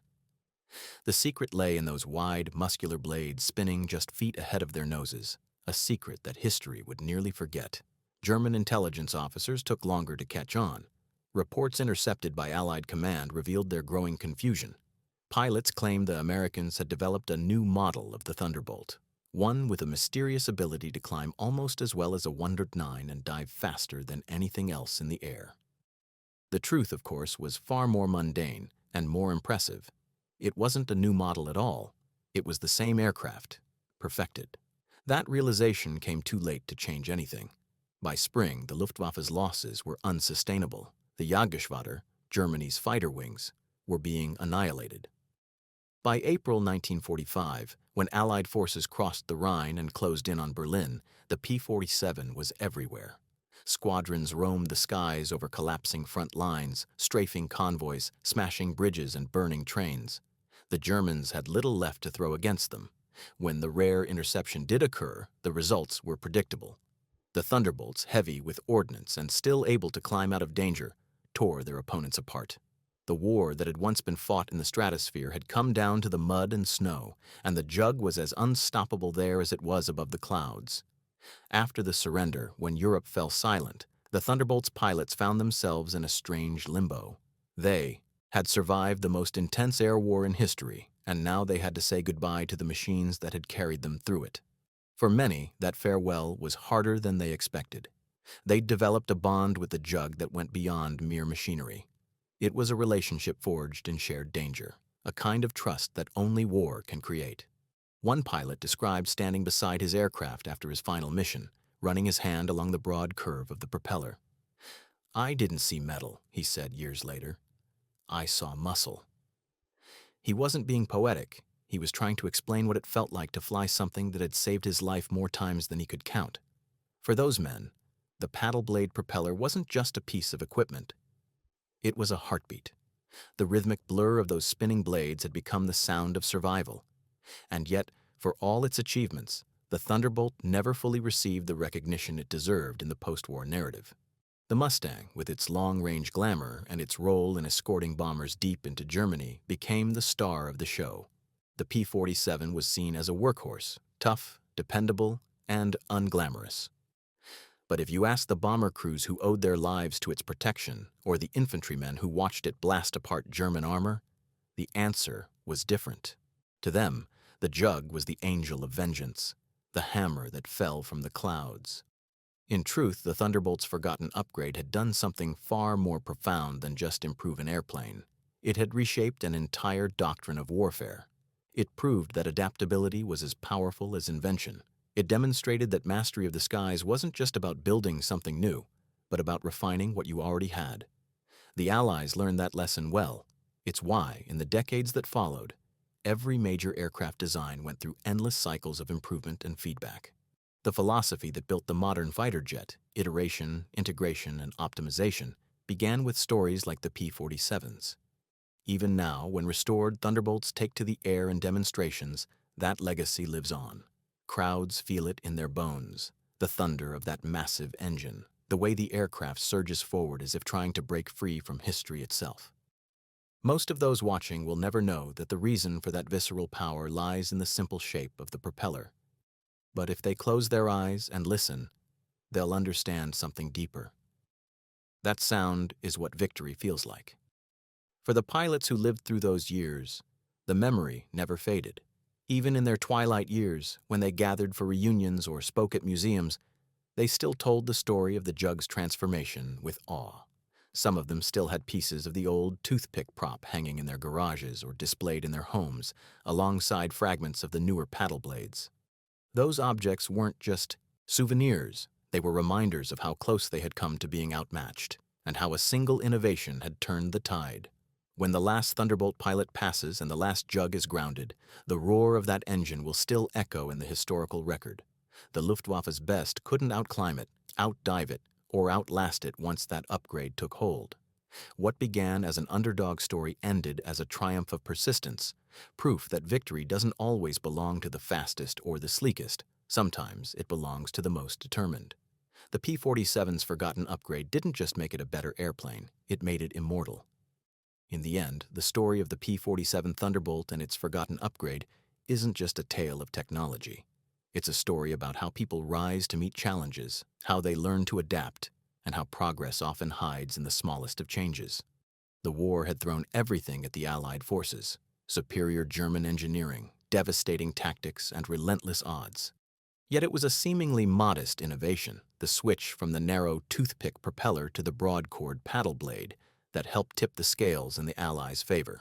When engineers first proposed the change, it didn't seem revolutionary. On paper, it was a simple modification to improve efficiency and torque translation. But in practice, it unleashed the full potential of the Thunderbolt's engine. It was like unlocking a caged beast, the same machine, the same engine, but suddenly alive in ways no one had imagined. It was an upgrade that took an aircraft known for durability and turned it into a predator. The irony was that many pilots at the time didn't fully grasp what had changed. They just knew their planes felt different, sharper, stronger, more responsive. They could now challenge a Bf-109 or FW-190 head-on, and in the right hands, win. That transformation gave them a psychological edge. The Luftwaffe had spent years dominating the vertical fight using altitude and climb rate to dictate engagements. But the Thunderbolt's new propellers erased that advantage. Now, when German pilots tried to climb away, the Jug stayed with them, climbing relentlessly, chewing through the air with a confidence that shocked even its own pilots. This shift in balance didn't just change tactics, it changed behavior. The Luftwaffe, already weakened by fuel shortages and the loss of experienced aces, now faced opponents who could fight them on equal terms at altitude and destroy them in dives. The Thunderbolt's incredible dive speed paired with its newfound climbing power created a lethal cycle: attack, disengage, and return, before the enemy could recover. It was energy warfare, perfected. There's a particular account from late 1944 that captures this perfectly. A formation of P-47s from the 56 Fighter Group was patrolling near Kassel when a group of FW-190s appeared, diving from higher altitude. The German tactic was textbook: strike from above, then zoom away into the clouds. But that day, it didn't work. The Thunderbolts turned up after them, their paddle blades tearing at the sky. One American pilot recalled later, "I could see the 190 ahead of me, getting smaller, but he wasn't pulling away. For the first time, I knew I could catch him." He did, and the German didn't make it home. That moment wasn't just a kill. It was a symbolic inversion of the entire war in the air. The significance of that moment lies in how it encapsulates the evolution of air power during World War II. At the start of the conflict, the Luftwaffe had dominated with fast, agile aircraft that exploited energy tactics and superior aerodynamics. But as the war wore on, the Allies learned, sometimes through painful trial and error, that raw horsepower could be refined, directed, and controlled. The P-47's propeller change was a perfect example of that evolution. It turned brute strength into strategic finesse. Behind every upgraded propeller was a chain of unsung heroes: the engineers at Republic Aviation, the field mechanics who installed the blades, the pilots who tested them in combat. Their collective work demonstrated something profound: that victory doesn't always come from grand leaps forward, but from small steps taken at the right time. The Thunderbolt's forgotten upgrade was one of those steps, and it carried the weight of history on its shoulders. It's also worth noting how close this success came to never happening. Early in the war, there were serious discussions within Allied command about whether the P-47 should even remain in production. Some officials argued that the aircraft was too big, too slow, too resource-intensive to justify its cost. They favored lighter, more maneuverable fighters like the Mustang or Spitfire. Had those voices prevailed, the Thunderbolt might have vanished before its true potential was ever realized. The paddle blade upgrade and the victories it enabled might never have existed. But the men who believed in the Jug refused to let that happen. Engineers at Republic Aviation fought to prove its worth, constantly refining its systems, adjusting weight distribution, and experimenting with power configurations. The paddle blade propeller was the culmination of all those efforts, the moment when every part of the aircraft finally worked in harmony. It validated years of persistence, of engineers insisting that their design could compete with anything in the sky if given the chance. Once the upgrade proved itself in combat, the results spoke louder than any memo or report. Squadrons that had struggled to hold their own were suddenly dominating. Luftwaffe losses mounted, mission success rates soared, and the once controversial Thunderbolt became indispensable. It was a victory not just of machinery but of belief that perfection isn't achieved by abandoning the imperfect but by improving it. In the grand narrative of World War II, the Thunderbolt's transformation often gets overshadowed by more glamorous stories: the sleek silhouette of the Mustang, the legendary resilience of the Spitfire, the sheer terror of the Messerschmitt Me 262 jet. But in many ways, the P-47's journey is more representative of the war itself: messy, improvised, relentless, and driven by a refusal to accept defeat. The paddle blade propeller was a small piece of metal shaped by human hands, but it carried within it the spirit of that struggle. By the time victory was declared in Europe, the Thunderbolt had flown more sorties than any other U.S. fighter. It had destroyed thousands of enemy aircraft, tanks, and trains. It had escorted bombers over the heart of Germany and strafed convoys deep behind enemy lines. And through it all, its massive engine roared beneath those broad, curved blades, the quiet heroes of its story. When people today see a restored P-47 on display, most won't notice the difference between the old and new propellers. They'll admire the size, the shine, the machine guns, but not the subtle geometry of the blades. Yet that shape tells a story as profound as any battle report. It's the story of how innovation hides in plain sight, how progress often comes not from invention, but from refinement.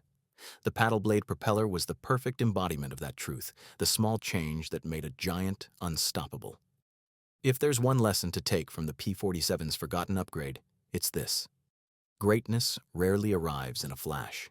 It's built, adjusted, tested, and tuned, over and over, until it's finally right. The engineers who widened those blades didn't just improve a fighter, they helped win a war.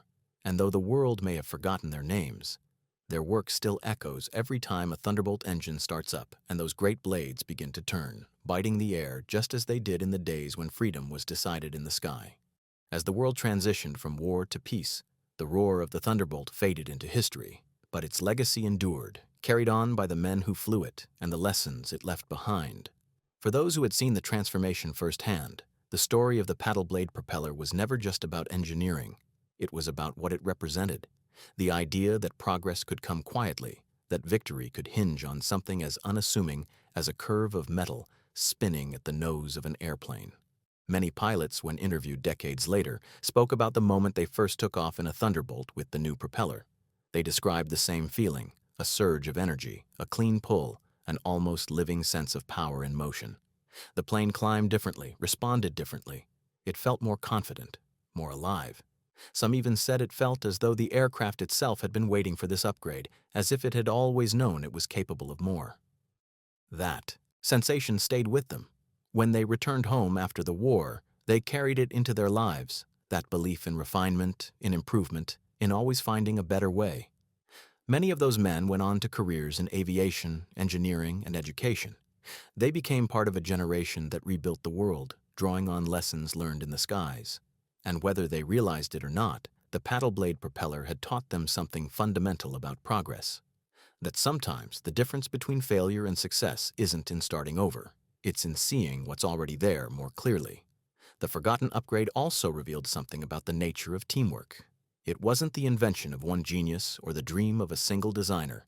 It was the result of countless small contributions, test pilots who pushed their planes to the limit, ground crews who risked their lives maintaining them, engineers who refused to give up on refining their work. Each of them played a role in the Thunderbolt's rebirth. In that sense, the paddle blade propeller was a reflection of the Allied war effort itself, a symphony of collaboration where every note mattered and every improvement counted. On the other side of the war, within the shattered remains of the Luftwaffe, German engineers studied captured P-47s with fascination. They were astonished by how much power the aircraft could produce without disintegrating, how well the airframe absorbed punishment, and how the propeller design exploited every ounce of its engine's potential.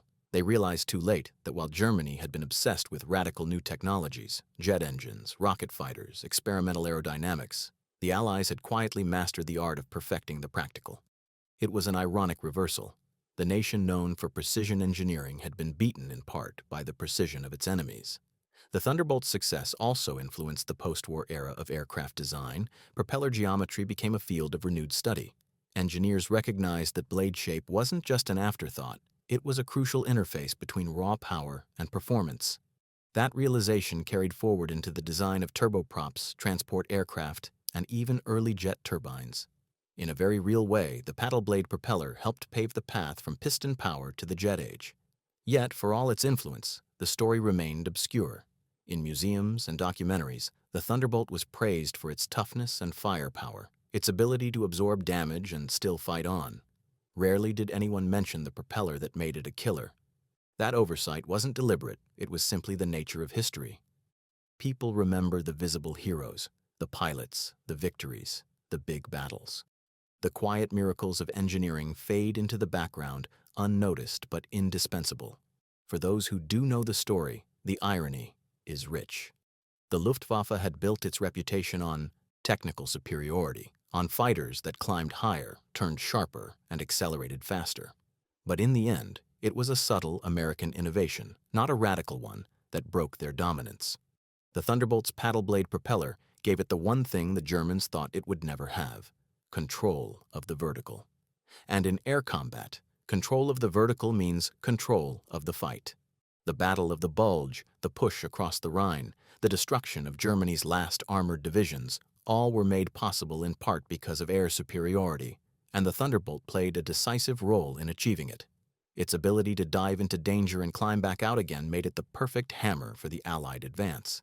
Tank crews and infantrymen came to trust the sight of those massive, round-nosed fighters circling above. To them, the Jug wasn't just another airplane. It was a promise that they weren't alone. There's a story from one infantryman in the 3rd Armored Division who wrote in his journal about being pinned down near the Siegfried Line. "We thought we were finished," he wrote, "until we heard that deep rumble, like thunder, rolling in the hills. Then the sky opened up, and here came the Jugs. They dropped down so low I could see the pilot's goggles. Those big props were spinning so fast they looked like discs of fire. When they passed, the tanks that had us trapped were burning." He didn't know it then, but he had witnessed the Thunderbolt's true purpose: to bring overwhelming power wherever it was needed, fast. That's what the paddle blade propeller had enabled, a responsiveness that made the Jug not just a machine of war, but a weapon of liberation. Its roar became the soundtrack of Allied progress across Europe. To the people under occupation, that sound meant hope. To the soldiers on the ground, it meant safety. To the enemy, it meant doom. And to the pilots who flew it, it meant something deeper: the satisfaction of flying an aircraft that had finally become everything it was meant to be. When the last battles ended and peace returned, the Thunderbolt's journey was far from over. It continued to serve in various air forces around the world for years afterward, its design still proving relevant long after the guns had fallen silent. In South America, in the Mediterranean, in the Pacific, the Jug's paddle blades kept turning, carrying on the legacy of that forgotten upgrade. Each flight, each mission, was a small echo of the great transformation that had once turned the tide of a world war. Today, only a few dozen Thunderbolts remain airworthy. Each one that takes off carries history in its engines, its wings, and especially in its propeller. When you see those wide blades spinning, remember what they represent: not just an engineering change, but a moment when persistence triumphed over perfectionism, when humanity learned that even giants can be made to soar. There's a kind of poetry in how the P-47 Thunderbolt story ends. It began as an experiment, an overweight brute that many believed would never match its European rivals. It grew through trial and frustration, through constant tinkering and determination, and in the end, it became one of the most successful fighters of the entire war. Not because it was perfect, but because it refused to stop improving. That is what the paddle blade propeller represents: not a miracle invention, but the culmination of persistence. When you look at a photograph of a P-47 on the runway, that broad-nosed silhouette, the massive radial engine, the 4-bladed prop gleaming in the sun, you're looking at an aircraft that tells the story of ingenuity under fire. Every curve of metal, every rivet, every contour of those blades carries the history of a team that refused to accept good enough. The Thunderbolt wasn't born a Luftwaffe killer. It became one through grit and adaptation. And that's why its legacy still resonates today. In an age dominated by jet fighters and digital flight systems, it might seem strange to spend so much time talking about a piece of spinning aluminum from the 1940s, but if you strip away the technology and look at the philosophy behind it, the lesson is timeless. Progress rarely arrives as a revolution. More often, it's the result of noticing what's holding you back and fixing it. The P-47's engineers noticed that their aircraft had power to spare, yet couldn't use it efficiently. They didn't need a new engine or a new wing. They just needed to let the machine breathe. When they did, everything changed. That's what makes this story so human. It's not about genius in a laboratory. It's about craftsmen and pilots, about the people who believed in something bigger than themselves.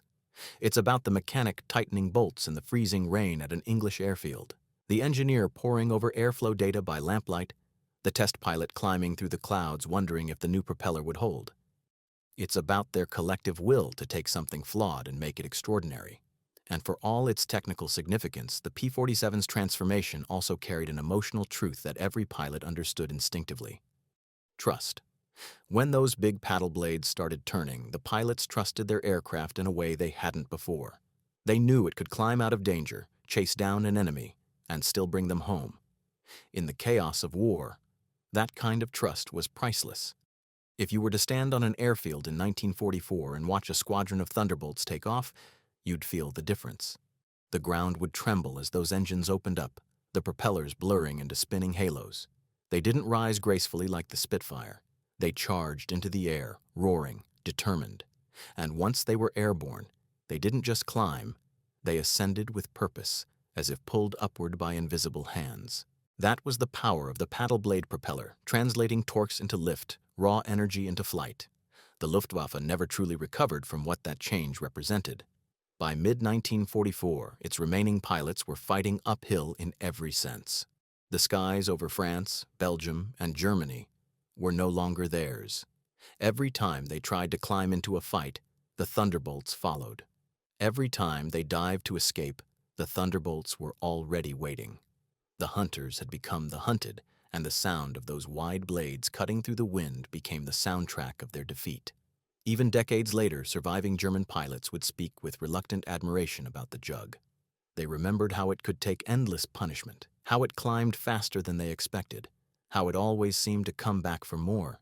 They didn't know that the secret lay in a change so small it could be summarized in a sentence. They gave it a better propeller. But that simplicity is what makes the story profound. Sometimes history turns not on grand strategies or massive inventions, but on details that most people overlook. As the war ended and peace settled uneasily over Europe, the Thunderbolt's role shifted.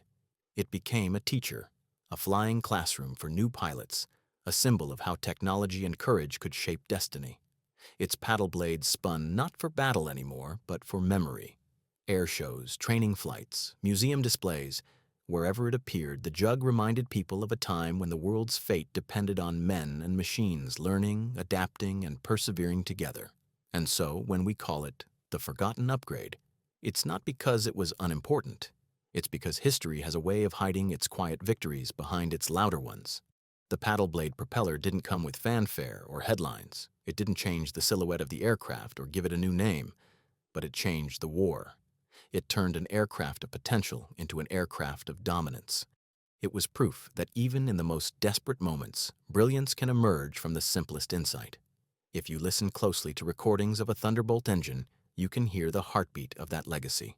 The first low rumble, the rising pitch as the throttle opens, and then the steady thunder as those blades bite into the air. It's the sound of persistence. It's the sound of engineers who refuse to give up, of pilots who refuse to be outflown, of a generation that refused to lose. In a world where speed and flash often overshadow substance, the P-47 reminds us that true strength lies in endurance, in the willingness to keep improving until you get it right. The Luftwaffe underestimated the Jug because it looked clumsy, heavy, impossible. But the Thunderbolt didn't care how it looked. It cared how it performed. And when that performance finally matched its power, there was nothing in the sky that could stop it. The next time you see a photo of one, maybe on a museum wall, maybe in an old documentary, take a moment to look closely at the propeller. Notice the width of the blades, the gentle curve near the hub, the way they seem to radiate strength even at rest. That's where the story lives. Not in the paint or the insignia, but in the geometry of those blades, the forgotten upgrade that made legends possible. Because in the end, the Thunderbolt wasn't just a fighter. It was a statement that progress doesn't always announce itself, that even giants can learn to fly, and that sometimes victory comes from remembering to look closer at the details, the decisions, the quiet revolutions that change everything. The Luftwaffe learned that lesson too late. The rest of the world never forgot it. And so, as the last echoes of that mighty engine fade into memory, the story of the P-47 Thunderbolt remains, not as a tale of brute force, but as a testament to the power of refinement. A machine born of excess became a masterpiece of efficiency, A plane mocked for its weight became the symbol of unstoppable momentum, and it all began with one small, overlooked improvement, a forgotten upgrade that turned thunder into victory.